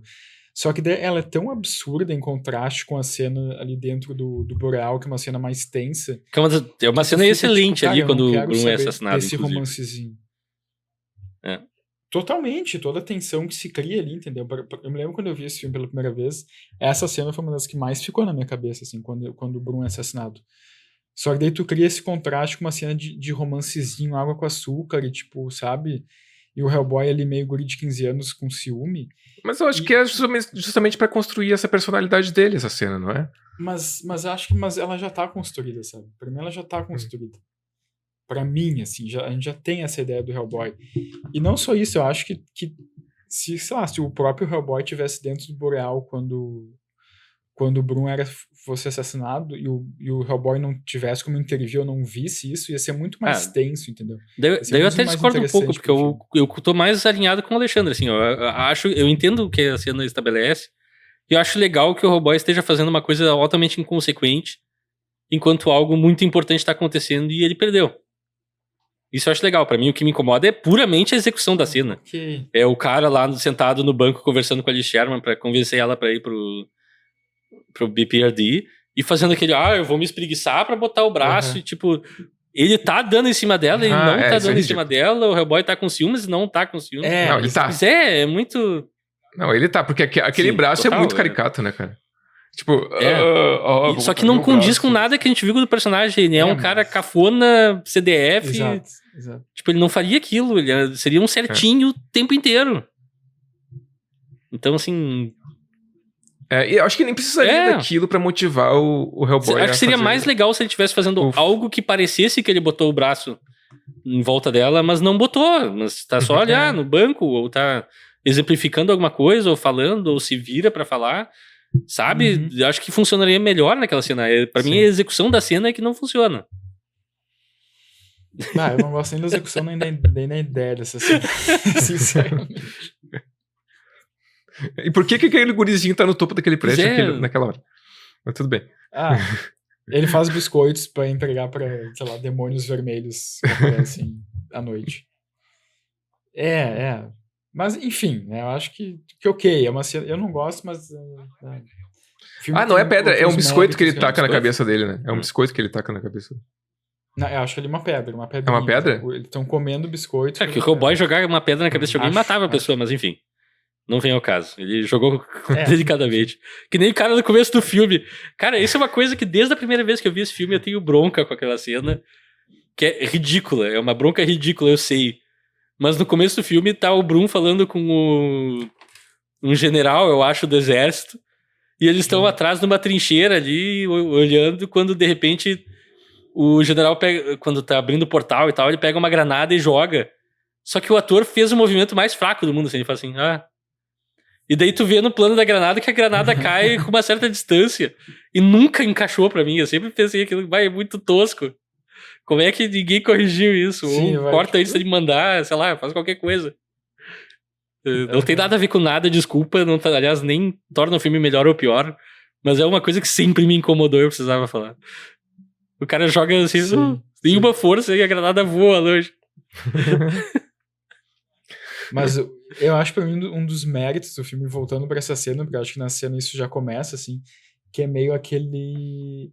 Que, cara, eu acho que eu discordo um pouco da legenda, eu acho que o ator que faz o Rasputin, ele tá bem, assim, sabe? Porque eu acho que também, assim, não é um grande personagem. Eu acho que ele é só funcional ali, cara. Eu não acho nem bem, nem tão mal, assim, é só... eu acho que ele tá bem, assim, porque deram pra ele. Porque é aquela coisa, assim, que isso me incomodou um pouco, mas eu acho que é um incômodo que foi bem atuado, assim, porque ele, literalmente, ele só dá discurso de vilão o tempo todo, né? Tipo assim, não, nós temos que invocar o demônio, não sei o que, vamos fazer tal ritual, e a terra, não sei o que, e você, Hellboy, esse é o seu destino. Sim. Cara, é o filme todo ele fazendo isso, é muito incômodo. Mas eu acho que ele consegue se escapar bem com isso, sabe? Diga. O que eu não gosto tanto é da assistente dele, aquela loira, que eu acho que... É o clichê da loira bonitinha assistente do vilão. Que só serve, sabe, pra fazer coisas pra ele. Nazista, assim... pra mim ela ficou meio Aliás, sejamos sinceros, o tratamento de mulheres nesse filme é menos que o ideal, assim. Até a Liz Sherman, ele tenta humanizar e dar uma backstory totalmente horrorosa pra ela. E depois ela só serve de interesse romântico, assim. É uma coisa meio chocante. Sim, totalmente. Totalmente. Inclusive, a relação dela com o Hellboy é uma coisa que não precisava. Eu acho. Porque, assim, eu acho, assim, completamente desnecessário, assim, essa coisa dos dois, assim, e até mais tarde, assim, porque depois a gente... Isso meio que é parte da resolução ali, né? A motivação da resolução do filme ali. Né? Mas é que eu acho que poderia ter sido feito de outra maneira, sabe? Porque pra mim é muito... Porque eu acho que essa relação dos dois, eu acho que ela... Parece que às vezes ela leva pro pano de fundo a questão principal pra mim, que é do Hellboy ser ou não uma ameaça para o mundo, sabe? O que o Rasputin quer fazer com o Hellboy. Que pra mim essa é a história principal do filme. Daí parece que às vezes isso é meio que... isso não é tão importante, mais importante é a relação dele com a Liz. E daí fica uma coisa meio... eu não quero saber do relacionamento deles, entendeu? Eu quero saber, tipo, o Hellboy vai destruir o mundo ou não, entende? E até, sei lá, até aquela coisa do Rasputin... que o Rasputin meio que aparece na clínica onde ela está e convence ela no sonho dela a voltar pro quando ela faz ela pegar fogo ali, é muito... E tem uma sugestão de violência sexual nessa cena que eu acho... Que não sei se sou eu que vejo isso, que ela basicamente pega fogo quando ela quando ela sofre violência, quando ela tá... como é que eu vou dizer? Excitada, digamos assim. Ou quando tá em perigo, de fato. Sim. E é uma coisa... É bizarro ali aquela cena, porque ela tá dormindo, ele chega, põe a mão na cabeça dela, fala umas coisas e ela começa a pegar fogo, assim, e o movimento dela dá a entender também uma coisa meio de... sexual, assim, que não cabe nesse filme, sabe? Sim. Eu gosto de coisas estranhas. Sim. E no final do filme ela pede pro John Myers bater nela, né? Que é terrível também. Nossa, tipo, tem tantas maneiras de resolver aquele problema. Ela bate em mim. Tipo, oi? Aquilo é muito ruim. Funcionaria muito se não tivesse todo um subtexto em homens batendo em mulheres e isso não fosse um problema da sociedade, sabe? Num vácuo eu entendo. É uma coisa de herói de ação de falar, bate em mim, eu preciso agora pra esse momento, mas como é codificada a coisa, só não funciona. Sendo que ela poderia, tipo, só usar o fogo quando ela precisa usar. Ela diz que aprendeu a controlar. Ou quando ela tá brava. Toda a questão do filme é que ela tá aprendendo a controlar o fogo, e daí no final ela não controla. Muito obrigado. É verdade. O final que era pra ser o ápice do que a gente esperaria o contrário, né? Porque é o momento que geralmente o personagem vai mostrar que ele... Ela tinha que olhar pro John Mayer e dizer... Não, John Mayer, você não precisa bater em mim. O meu segredo é que eu tô sempre pegando fogo. Tipo o Hulk, né? Sim. Não, e cara, então eu tenho um pouco depois disso também, tipo... Porque pra mim é muito meio leviano também o jeito que o filme leva isso, que o Rasputin vai lá e entra na mente da Liz pra ela voltar pro Boreal. Só que assim, daí ela volta pro Boreal e daí ela sai com o John Myers. Daí a gente volta pra maldita cena do teto com o gurizinho. E dá a entender que isso todo foi um plano do Rasputin, só que na verdade ficou uma coisa meio coincidência. Eu vou plantar ela pra ela se distrair com o Hellboy, pra não sei o quê, e daí eu mato o Bruno. E daí eu domino o mundo. Não, basicamente. Tipo, ele só fez ela voltar pro Boreal, mas o resto das coisas foram coisas completamente que ele não controlou. Então também eu senti um pouco essa coisa meio fraca, assim, sabe, no roteiro. O Rasputin, eu acho, sinceramente, tanto o Rasputin quanto o Samael são desperdícios de vilões, assim, que... Não que ele... Eu não sei como eles são usados nos quadrinhos, aí eu não tenho propriedade pra falar, mas eu acho que tu pega um personagem e chama ele de Rasputin, tu tá imbuindo nele uma responsabilidade um pouco maior, inclusive quando tu apresenta ele com o cara falando, ele foi afogado, estrangulado, castrado, esquartejado, não sei o quê, e essa noite ele está entre nós ainda. Tipo, tem um peso nesse personagem, me vende um pouco melhor esse vilão, sabe? Não só o cara que põe uma manopla gigante e grita, do Gerhard! E, tipo, sabe, não encaixa. Sim, E Samael sim. também. É pior que agora vocês falando, talvez eu tenha me incomodado mais com o personagem do que Pois é. com a atuação. Eu acho que Acho isso que sim, ficou porque ele muito tá na minha overacting aquele negócio e é pra ser overacted. Sei lá, não tem muito o que fazer ali também. Eu acho, pelo menos.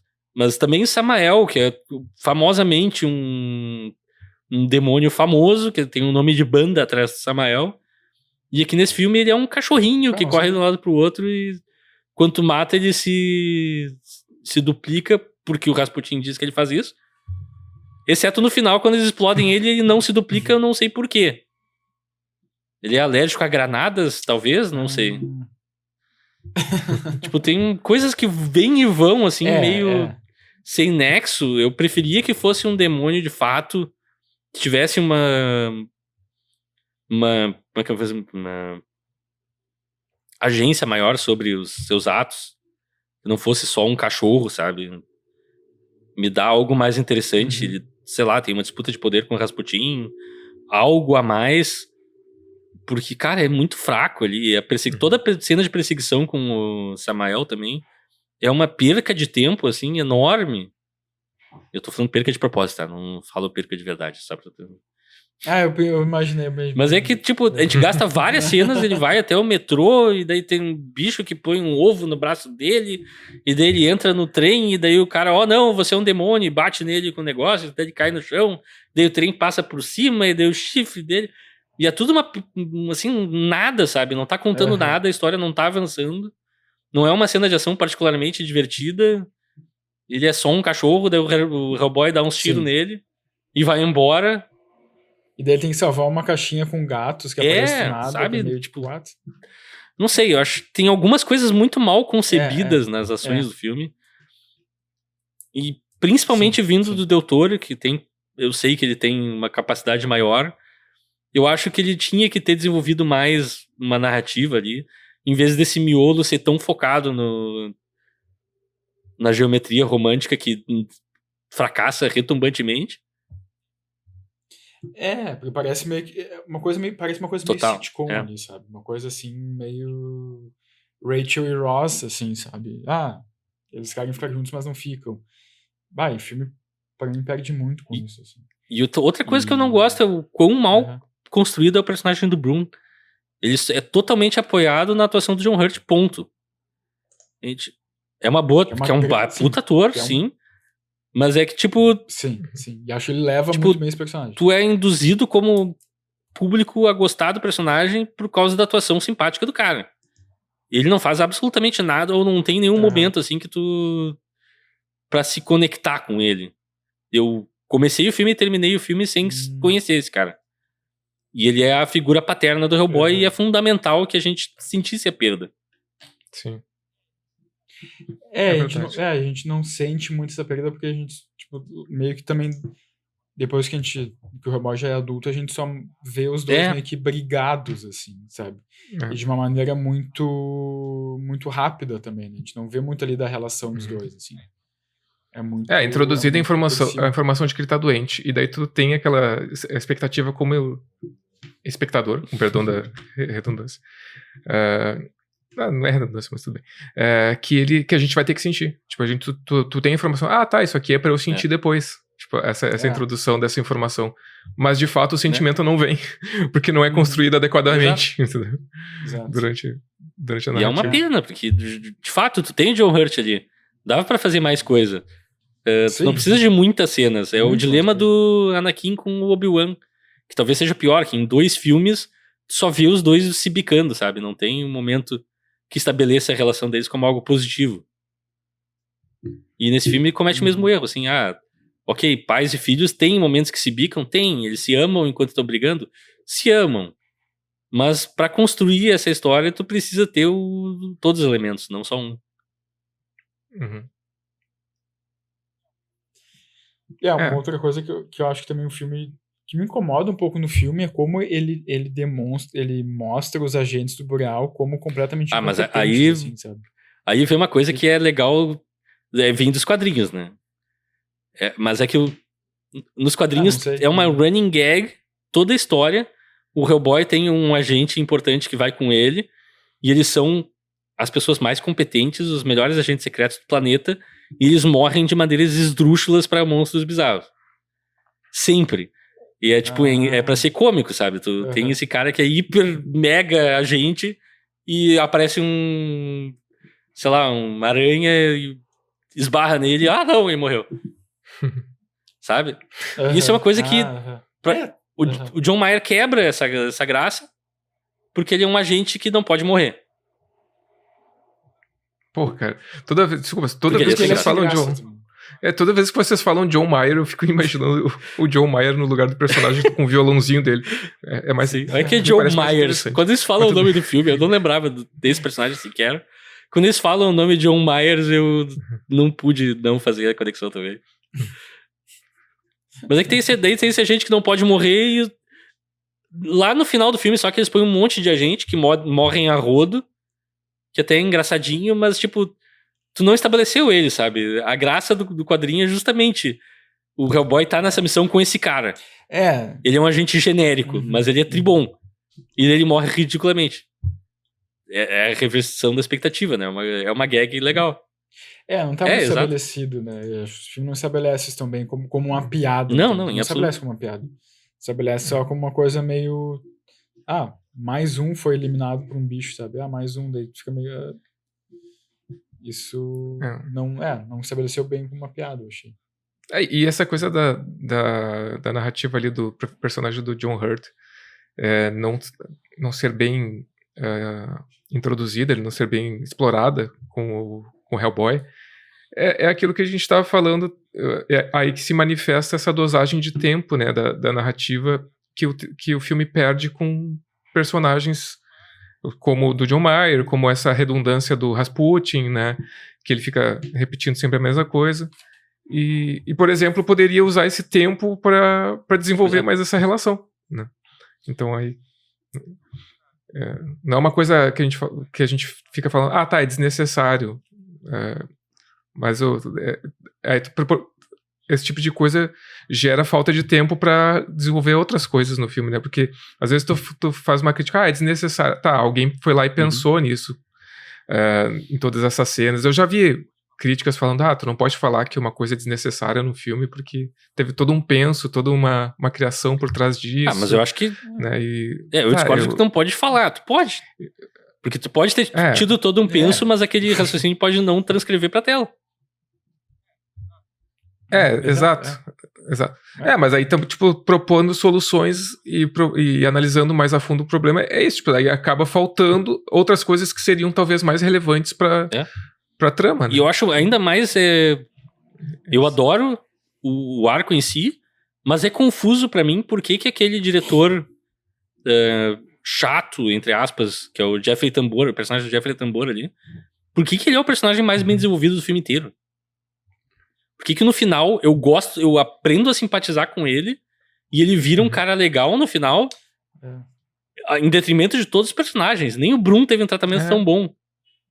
Tipo, é bizarro, assim. Ele entra naquela aventura que eles vão pra Rússia, a contragosto, tá tentando atrapalhar todo mundo o tempo inteiro, e daí ele se mete no negócio e já puxa um charuto e tal. Eu acho super simpático ali, é uma coisa clássica de filmes de Indiana Jones, ter esse tipo de personagem. E super funciona. E eu fico, mas por que a gente não fez isso com o Myers? Por que a gente não fez isso com outro personagem que é pra ser importante e acaba não sendo? É muito estranho. É uma decisão que eu não consigo entender. Esse personagem, ele tem um crescendo no filme. Né? No final, ele fica bem, tipo... Ele passa de um cara só antipático. Ele quer fechar o departamento e no final ele vira o cabeça do departamento. Sim. E é a história mais legal do filme. Sim. Não, ele fica mais... Sim. Então, também tem muito da atuação do Jeffrey Tambor, que tu falou que é maravilhosa. Ele tem um baita de um carisma também. E é genial, porque ele é um ator, na verdade, ele é um comediante. E nesse filme ele é o cara que menos faz piadas e ao mesmo tempo é um dos mais engraçados, sabe? É muito bom. Ele tá muito bem nesse filme. Eu não sei por que ângulo vocês querem chegar no terceiro ato, que eu considero ali uma bagunça criativa, estética, de ação completa, assim. É uma falência de tudo, assim. Tem um monte de coisa randômica acontecendo. A certa altura eu parei de conseguir seguir. A Liz Sherman morre porque o Rasputin suga a vida dela pela boca, e daí o Hellboy sacode ela acorda. Cara, isso que eu ia falar. Eu achei estranho. Eu não entendi como é que ele ressuscitou ela. Porque ele falou, porque daí eu fui até o inferno te trouxe de volta. Não, ele arrastou o corpo dela pra um canto e sacudiu ela. E ela acordou. É só isso. Não, cara, aquilo lá eu simplesmente não entendi, assim. Não, porque ele fala alguma coisa no ouvido dela, mas tá, e aí? Mas daí ele tem então fazer isso com o Bruno também, entendeu? Tipo, né? Ficou muito estranho, assim. Eu achei meio caótico também. Eu fiquei assim, o Rasputin tem uma coisa meio Shang Tsung, né? Tipo, sua alma é minha. E eu realmente eu fiquei com essa dúvida. Eu até pensei, eu acho que eu devo ter perdido alguma coisa, né? De como ele não perdeu ressuscitou nada. Ela, né? Eles arrastam ela pro corredor e ele sacode ela e ela acorda. Aí vem a coisa que eu falo que é um desperdício de Rasputin, sabe? Ainda mais se estabelece que ele tem a capacidade de sugar a alma das pessoas. Por que o Hellboy não tem aquele momento clássico de Mortal Kombat também? Que tu mata o vilão e daí todas as almas voam por aí. Por que não? Daí ele vira um verme gigante a partir disso. Sei lá, sabe? Me dá algo. Não faz a Liz Sherman ressuscitar num corredor alagado que não diz nada pra ninguém, sabe? Tipo, é um momento que é pra ser chave do filme e é largado, assim. Sabe o que eu acho? Eu acho que o Cronin seria um vilão muito mais interessante um vilão principal muito mais interessante. Eu acho que não, porque ele é totalmente capanga, né? Eu acho. Eu acho ele mais legal. Dando eu bom concordo contigo. Pra ele, cara. Eu acho ele mais. Eu sinto ele mais ameaçador, de certa forma. Também. Também acho. Eu vejo ele mais como um vilão, assim, de filme de terror. O combate final com ele é um dos pontos altos do filme, de né? Terror. Quando eles... mas aí que tá. Ele é capanga porque a narrativa coloca ele como capanga. Eu acho que o que o Leonardo tá falando é que se ele fosse colocado como vilão principal, seria mais Mas é que tu consegue imaginar ele falando? Aí eu já tenho dificuldades. Cara, poderia nem falar, tá? Mas porque ali, como o Alexandre falou também na cena inicial do filme, que é ali na Segunda Guerra Mundial, quando tá chovendo, que é uma das minhas cenas favoritas também, ou uma das minhas sequências favoritas, quando mostra o Cronin ali embaixo da chuva, com o chapéu de nazista, cara, aquilo lá é muito... E eu gosto que ele tem múltiplas máscaras ao longo do filme também. Tipo, a brincadeira estética que eles fazem com ele, eu acho genial. O jeito que ele se mexe, é tudo muito bom. Sim. Quando ele sacode as faquinhas e devolve as balas dos agentes também. É isso, no museu. Seguranças do museu. E daí o combate final com ele eu acho ótimo também. É o Hellboy que luta contra ele, né? Cara, tu falou dessa cena... O Jeffrey Tambor e o Hellboy estão... Eles param na ponte aquela e vão parar dentro do mausoléu. E lá no meio do negócio eles acham o Cronin numa salinha que tem um buraco no meio com espinhos, óbvio. Todo vilão tem uma sala assim. Que ele tá ouvindo música clássica e eles têm um embate ali. Inclusive, isso é uma referência clara a Flash Gordon, né? Que também tem um negócio com espinhos. Onde eles vão lutar e caem. Flash Gordon e o Timothy Dalton. Só que eles não pisam nos espinhos. Enfim. E sim, daí o Hellboy se defende com a mão, ele fica batendo com a coisinha, ele fica voando pedaço de pedra. Ali tem um monte de coisa legal acontecendo e daí aquilo tá perdido num terceiro ato que é uma tragédia pra mim. Não sei, acho... É que é muita coisa acontecendo. Eu não acho tão tragédia esse terceiro ato, eu só acho, primeiro, de novo, confuso como a Liz é ressuscitada. E também ali a cena que eles meio que prendem o Hellboy naquela coisa de madeira. Sim. E daí, tipo, ele não consegue soltar. Porque escreveram o nome real dele e isso tira os poderes dele, teoricamente. Sim, isso sim. Isso eu compro. Eu sei lá, deles querem invocar o Jurg Halot não sei das quantas. Eu não sei, eu senti um pouco... Eu acho que eu senti um pouco uma falta de uma verdadeira ameaça ali, sabe? Não sei. Isso é engraçado, porque essa é a parte pra mim que melhor funciona no terceiro ato. Que é justamente essa coisa, o Hellboy, toda a existência dele, ele tentando viver com os humanos. Ele corta os chifres, tenta se tornar mais palatável para os humanos e suprime esse lado demônio dele, que na verdade é uma coisa mais elemental até. E lá no final do filme o Rasputin tá tentando libertar o lado elemental do Hellboy e chega muito perto de conseguir. Exceto que daí ele, a certa altura, alguém fala alguma coisa e ele, não, humanos são legais mesmo. Mas tipo, toda essa parte que ele tá do mal, eu acho muito legal ali a construção, na real. Mas, cada um, né? Não... Eu acho curioso que a minha coisa favorita é a coisa que menos chamou atenção. Eu não digo que eu achei ruim, eu só achei, sei lá, eu não senti talvez a tensão que eu gostaria de ter sentido, sabe? Ou que parece que tinha muita coisa em jogo ali, sei lá. Pra mim fica muito focado na Liz. Total. Essa decisão aí. Tipo, ele é meio que coagido a fazer, a tomar a decisão de libertar esse demônio por conta dela. Isso. E aí depois, por isso que depois que ele quebra os chifres, fica meio fica essa coisa, né? Como é que ele salvou ela? O que eu acho legal... Legal? Eu esqueci o que eu ia falar, pode seguir. Esqueci completamente o que eu ia falar. Eu não acho nada legal.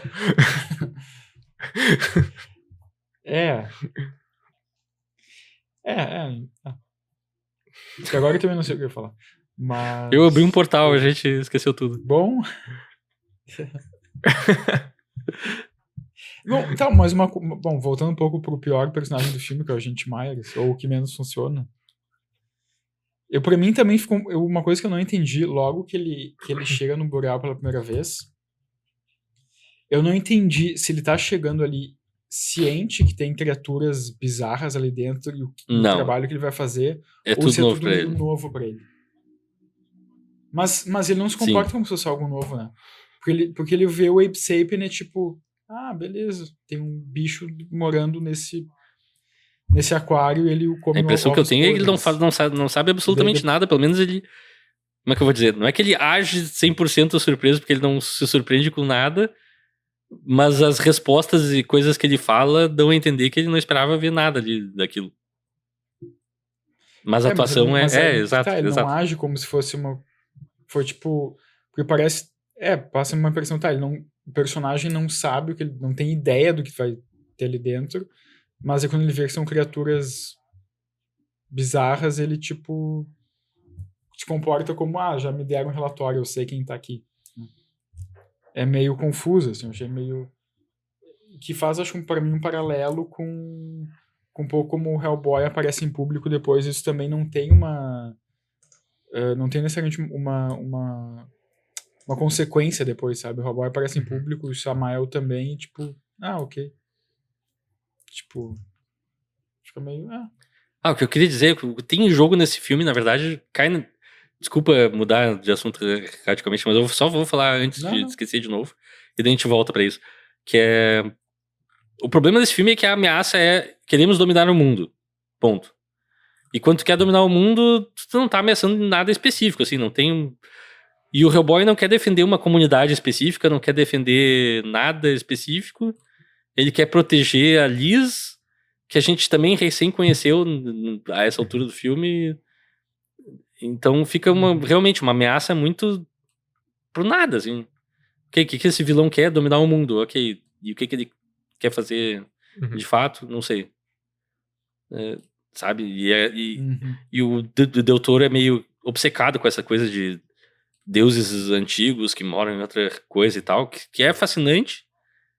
Lovecraft total, é legal. Eu gosto do jeito que ele retrata no filme, inclusive. Tu vê aquele olho gigante no espaço, assim, que é um deus ancião.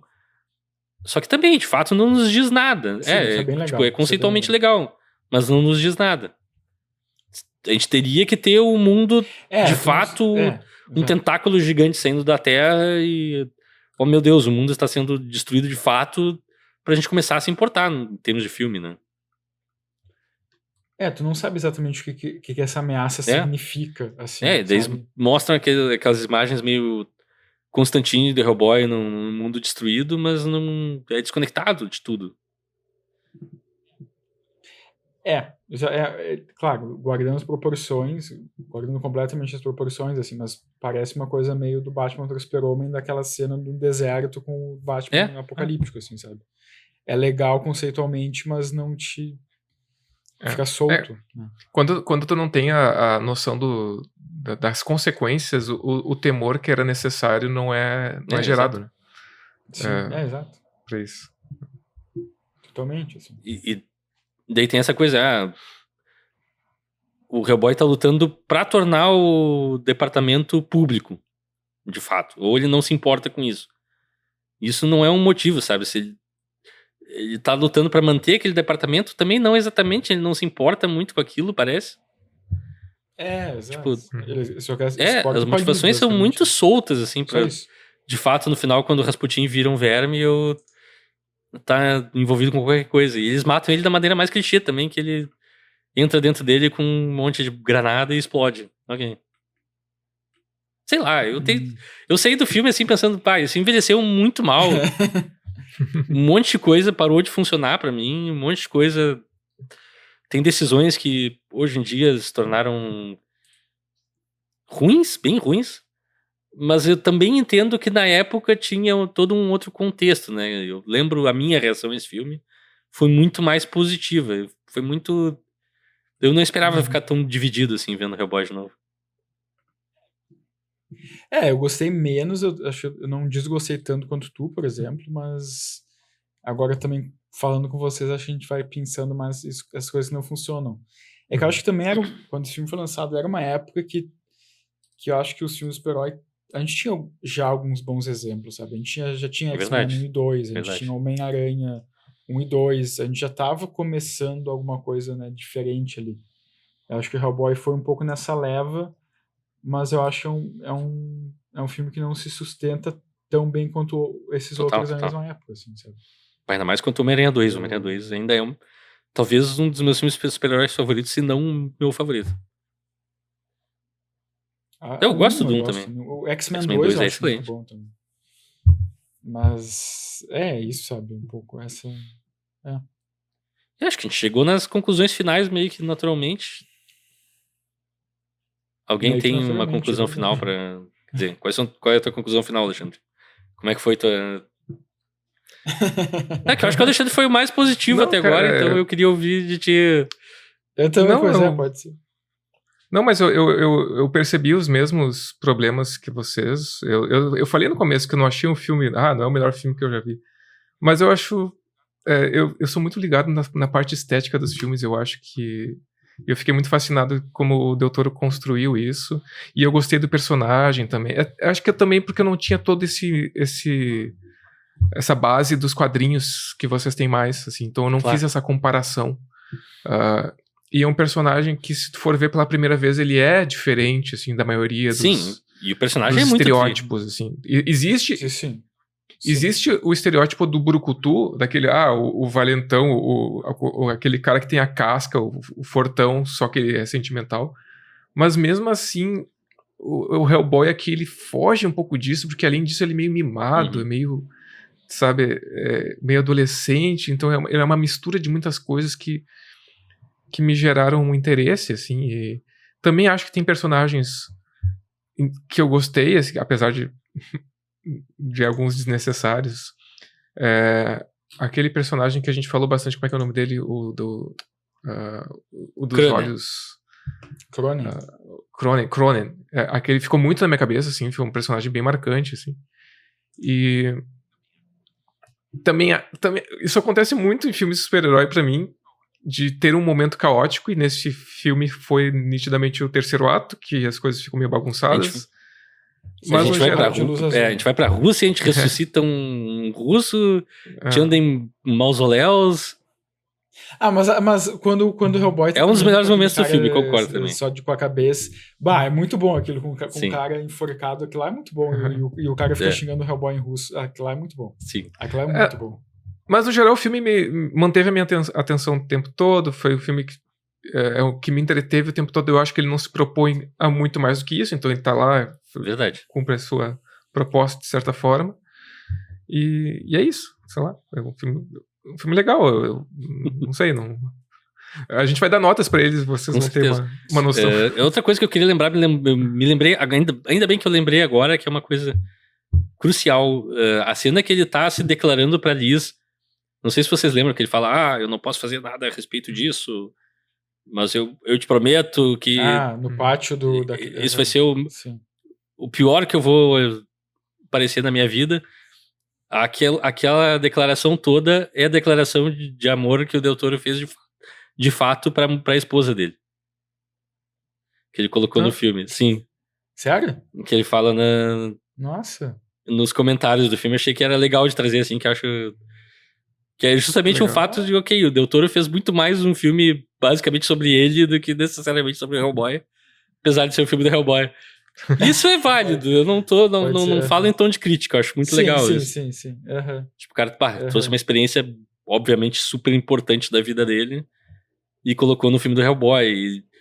E pra mim, também traz muito dessa obsessão que ele tem de monstros e pessoas se apaixonando e amores impossíveis serem impossíveis, que eu acho que também entra um pouco naquela coisa que eu falei de ser açucarado, mas eu acho... Nesse filme é desnecessário, mas eu entendo a obsessão do doutor, é isso que eu quero dizer. Isso na forma d'água tá O potencializado. filme é sobre isso, daí... Exato. Inclusive gera algumas críticas meio suspeitosas, mas não entraremos nelas aqui agora. Mas enfim, minha conclusão final é muito isso, assim, eu fiquei chocado com o quão pouco eu tiro do filme hoje. Parte por culpa do filme, parte por culpa não do filme, né? Acho que tem coisas que acho que ele só deu azar de envelhecer desse jeito, ou que o contexto geral mudou. As piadas, pra mim, a maioria não funcionou, assim. E o diálogo é muito baseado em respostinhas e pequenas interjeições cômicas mesmo, sei lá. Me lembrou muito o que viria a se tornar a Fórmula Marvel, só que bem antes, assim, não bem antes, mas antes. Então, sei lá, eu saí bem dividido do filme. Não sei, Leonardo, se tiver uma conclusão final, antes da gente passar pra... Eu vou... Acho que minha conclusão é meio que a mistura de vocês dois, assim. Eu achei um filme legal, mas que eu também acho que ele não se sustenta tão bem hoje em dia, assim, sabe? É o que a gente já falou minutos atrás, acho que não se sustenta tão bem quanto outros filmes de super-herói da mesma E é uma época. pena, assim. É uma pena. Eu tinha um porque... lugar bem grande no meu coração pro Hellboy e agora eu fiquei, será que eu gosto disso mesmo? Eu continuo achando que é uma adaptação bem fiel, mas como filme eu acho que ele não... Enfim, eu acho legal que ele é autoral, Sim. Que tu vê que é um filme do Del Toro, não, tipo assim, isso eu acho muito bom, porque não é tipo, qualquer diretor poderia ter feito. Só o Del Toro teria feito. feito. Não é como o filme da Marvel, que tu vê o Doutor Estranho 1, tu vê o Homem-Formiga, tu vê o Vingadores, não sei o quê. Qualquer diretor, assim, parece que foi dirigido por qualquer um, entendeu? Não tem uma marca ali. Pelo menos o filme do Hellboy... E o Hellboy 2 e o próprio Blade do Del Toro, tu vê que é o filme do Del Toro. O Blade 2 eu acho muito... Talvez o melhor filme de super-heróis do Del Toro. Eu quero rever esse filme, porque eu me lembro de achar muito bom. Gostava muito também. Achar muito bom. Assim. Então, qual é a atuação favorita de todo mundo? O melhor trabalhador em campo, pra mim, é o Jeffrey Tambor. Ponto. Ele me vendeu o filme inteiro, eu gosto de ver ele faz um bom contraponto com o Hellboy. Quando eles estão juntos, o filme cresce. Não é muito tempo e, ao mesmo tempo, é o mais tempo que o Hellboy gasta com alguém no filme, o que é estranho, como decisão, assim, mas funciona. Eu gosto muito dele também. Mas eu vou destacar uma coisa que vocês dois já falaram, a atuação dele é boa, muito boa, mas só pra marcar essa coragem, de certa forma, de escolher um ator que era um ator de papéis coadjuvantes, assim, que é o Ron Perlman, pra fazer um protagonista. Eu achei isso muito interessante, indo na contramão de uma escolha mais óbvia, assim. Concordo contigo. De um ator mais Esse casting ele matou a pau também. Então eu vou votar nele. Que é uma coisa que hoje em dia seria impossível ser feita, assim, praticamente. Possível eu não diria, mas mais incomum. Não sei. Tá, bom, a gente tem o Henry Cavill, que também não era um cara muito conhecido por ser o Super-Homem, é verdade. Eu ia voltar no John Hurt, porque eu acho que ele meio que, pra mim, ele tá muito bem, assim, no filme. Acho que tem, nas cenas que ele tem uma presença incrível, assim, ele rouba o filme pra mim. Mas eu vou voltar no Doug Jones, porque eu acho que ele é um ator que eu gosto muito, assim, dele, porque ele é um especialista em fazer essas criaturas, né? Ele fez o Fauno, o Labirinto Fauno, fez aí o Abe Sapien, fez A Forma d'Água também. E eu acho que acho que não só ele como ator, mas acho que às vezes esses atores são mais conhecidos por fazer esses papéis mais de criaturas ou de seres surreais. Eu acho que eles são às vezes pouco valorizados. São atores de fantasia, como a gente chama, de roupa. Muito, assim. Só que esse cara não, ele tem um range legal cara, e humaniza o personagem dele de uma maneira muito interessante. Eu gosto muito dele como Abe Sapien, assim, então eu vou ficar com o Abe Sapien é genial nesse filme também. A gente não falou nada dele porque ele é basicamente irrelevante pra história. Mas é um flavor, é um sabor muito bom, assim. Sim. Ele poderia ser, eu senti falta. Sim, inclusive no final do filme, ele nem vai na expedição final. Tipo, mas... Porque ele tá machucado. Cara, sei lá, se vocês estão criando um time, seja um time, sabe? Isso também é uma coisa que me chateia um pouco, é que teoricamente a gente tem esses 3 agentes sobrenaturais, que é a Liz Sherman, o Hellboy e o Abe Sapien, que estão formando esse time. E mesmo no pior dos universos, se fosse uma série limitada da HBO, no último episódio a gente teria 5 minutos deles trabalhando juntos. Pelo menos. Nesse filme a gente tem 0. A gente tem o Hellboy trabalhando com o Abe Sapien e o Hellboy trabalhando com a Liz Sherman e acabou. E eu senti falta disso. Agora, ainda bem que tu falou que me lembrou disso. E qual a cena favorita de todo mundo? Eu vou surpreender agora, porque é o Hellboy interrogando o russo morto lá e botando ele nas costas. É um momento mágico de uma sequência do filme que eu acho tenebrosa, mas isso em si é tão bom que depois o corpo cai no buraco gritando e é muito...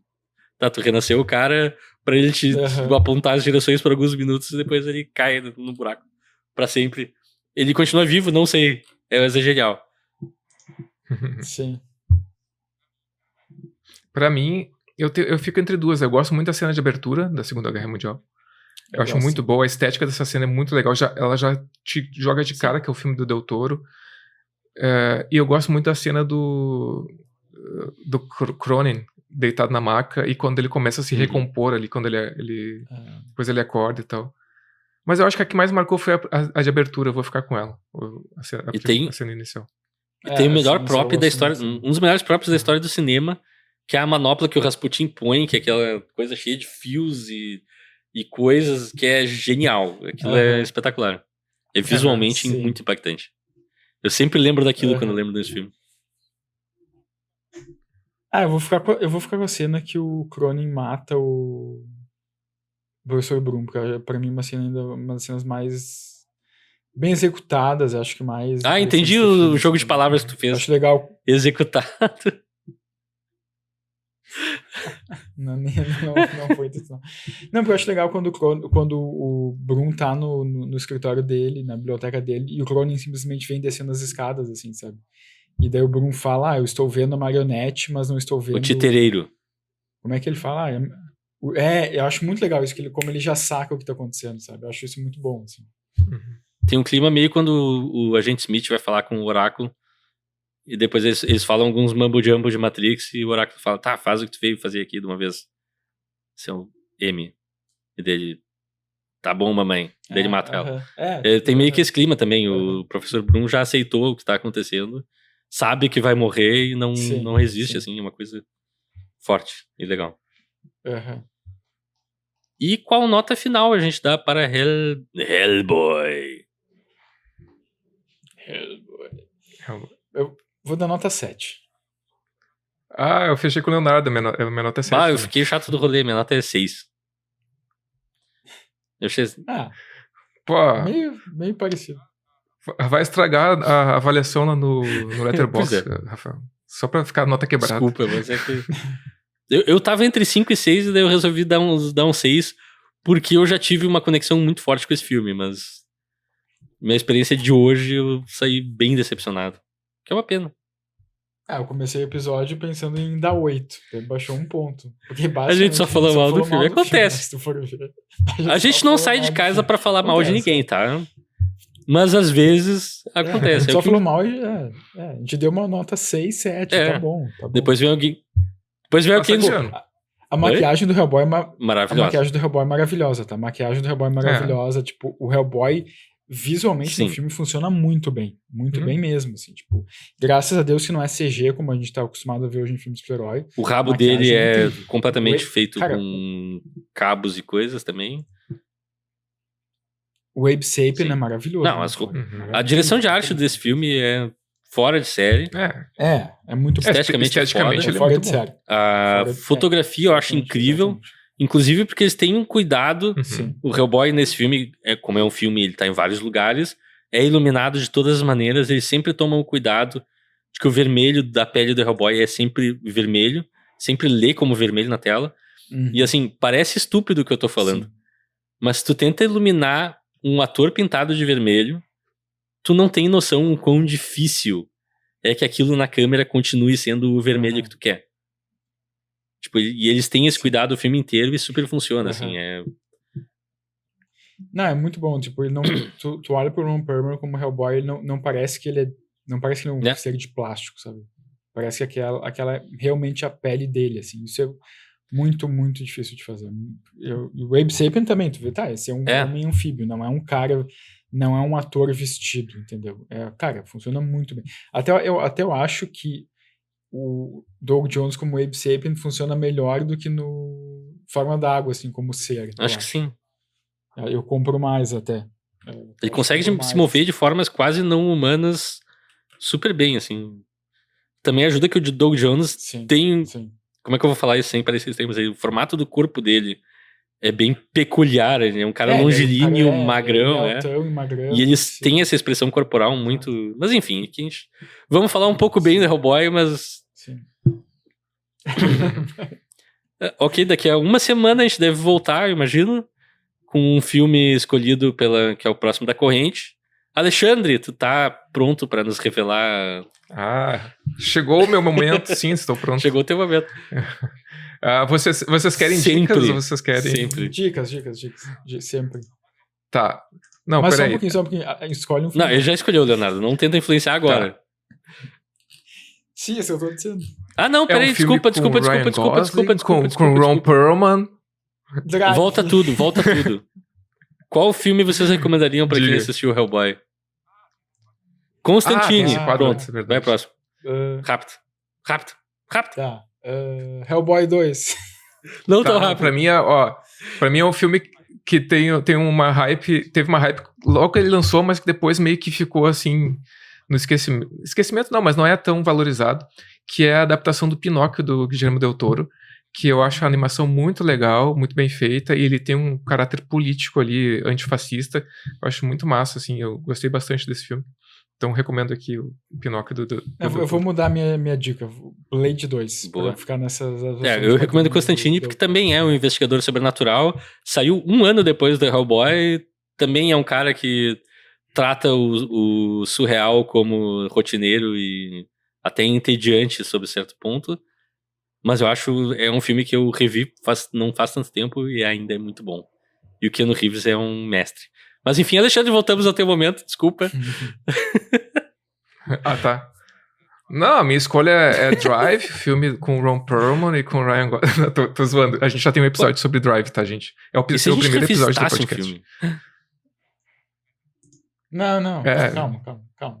Eu cheguei a pensar isso, mas acho que ainda tem mais tempo. Tá, então, como é que eu posso dar dicas? Eu, por enquanto, não vou falar o meu link, a minha ligação. É um filme do final dos anos 90, de 1999. Matrix. E ele foi... Não, ele foi um ícone daquele momento. Anos 90, transição para os anos 2000. Ele é um filme bem icônico. Os Três Mosqueteiros. E ele tem uma trilha sonora, ele tem uma música que, se tu escuta, tu lembra desse filme. Gótico. Eu posso falar a música? Não. Não, é muito fácil eu falar a música. Pode cantar a música. Sob o Domínio do Mal, com a Halle Berry. Não vou Tá. falar música. É um filme com Não. uma atriz. Qual é a temática que fez geral do filme? Umas. Se não entregar demais. Cara, é uma coisa meio. É uma coisa meio drama jovem adulto, meio drama. Meninos não choram. Pensando numa coisa meio Crepúsculo, talvez. Deixa eu ver. 10 coisas que eu odeio em você. Não, aliás, falando em Crepúsculo, uma Está no das Crepúsculo. atrizes que Vamos parar fez de esse, falar que de faz esse Crepúsculo. filme, que faz esse filme, fez uma série de vampiros também. É uma das Coração de atrizes Cavaleiro. principais desse filme.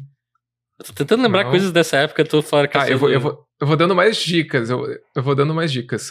O meu link é a Selma Blair. Qual o filme que ela fez? Aquele com a Buffy também, o thriller erótico. Com a Sarah Michelle Gellar. Eu E sei com a Reese exatamente que filme é Witherspoon. esse, eu não lembro o nome.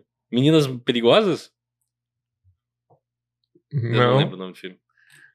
Eu sei que filme é. Eu sei que Tá, filme meio é. que você já. Meio que você Eu já nunca sabe. vi esse filme. Você já sabe que filme é. Isso. Garotas Não é? Selvagens? Não é Garotas Selvagens. Não, esse é outro. Não, esse é não com é. a É Neve outro. Campbell, né? Esse é com a Neve É. Campbell, eu acho. Aham. Tá, não, eu vou falar. Exato. Você já sabe que filme é. É o. A música é The Bittersweet Puta, eu Symphony odeio essa do The música. Verve. Odeio essa música.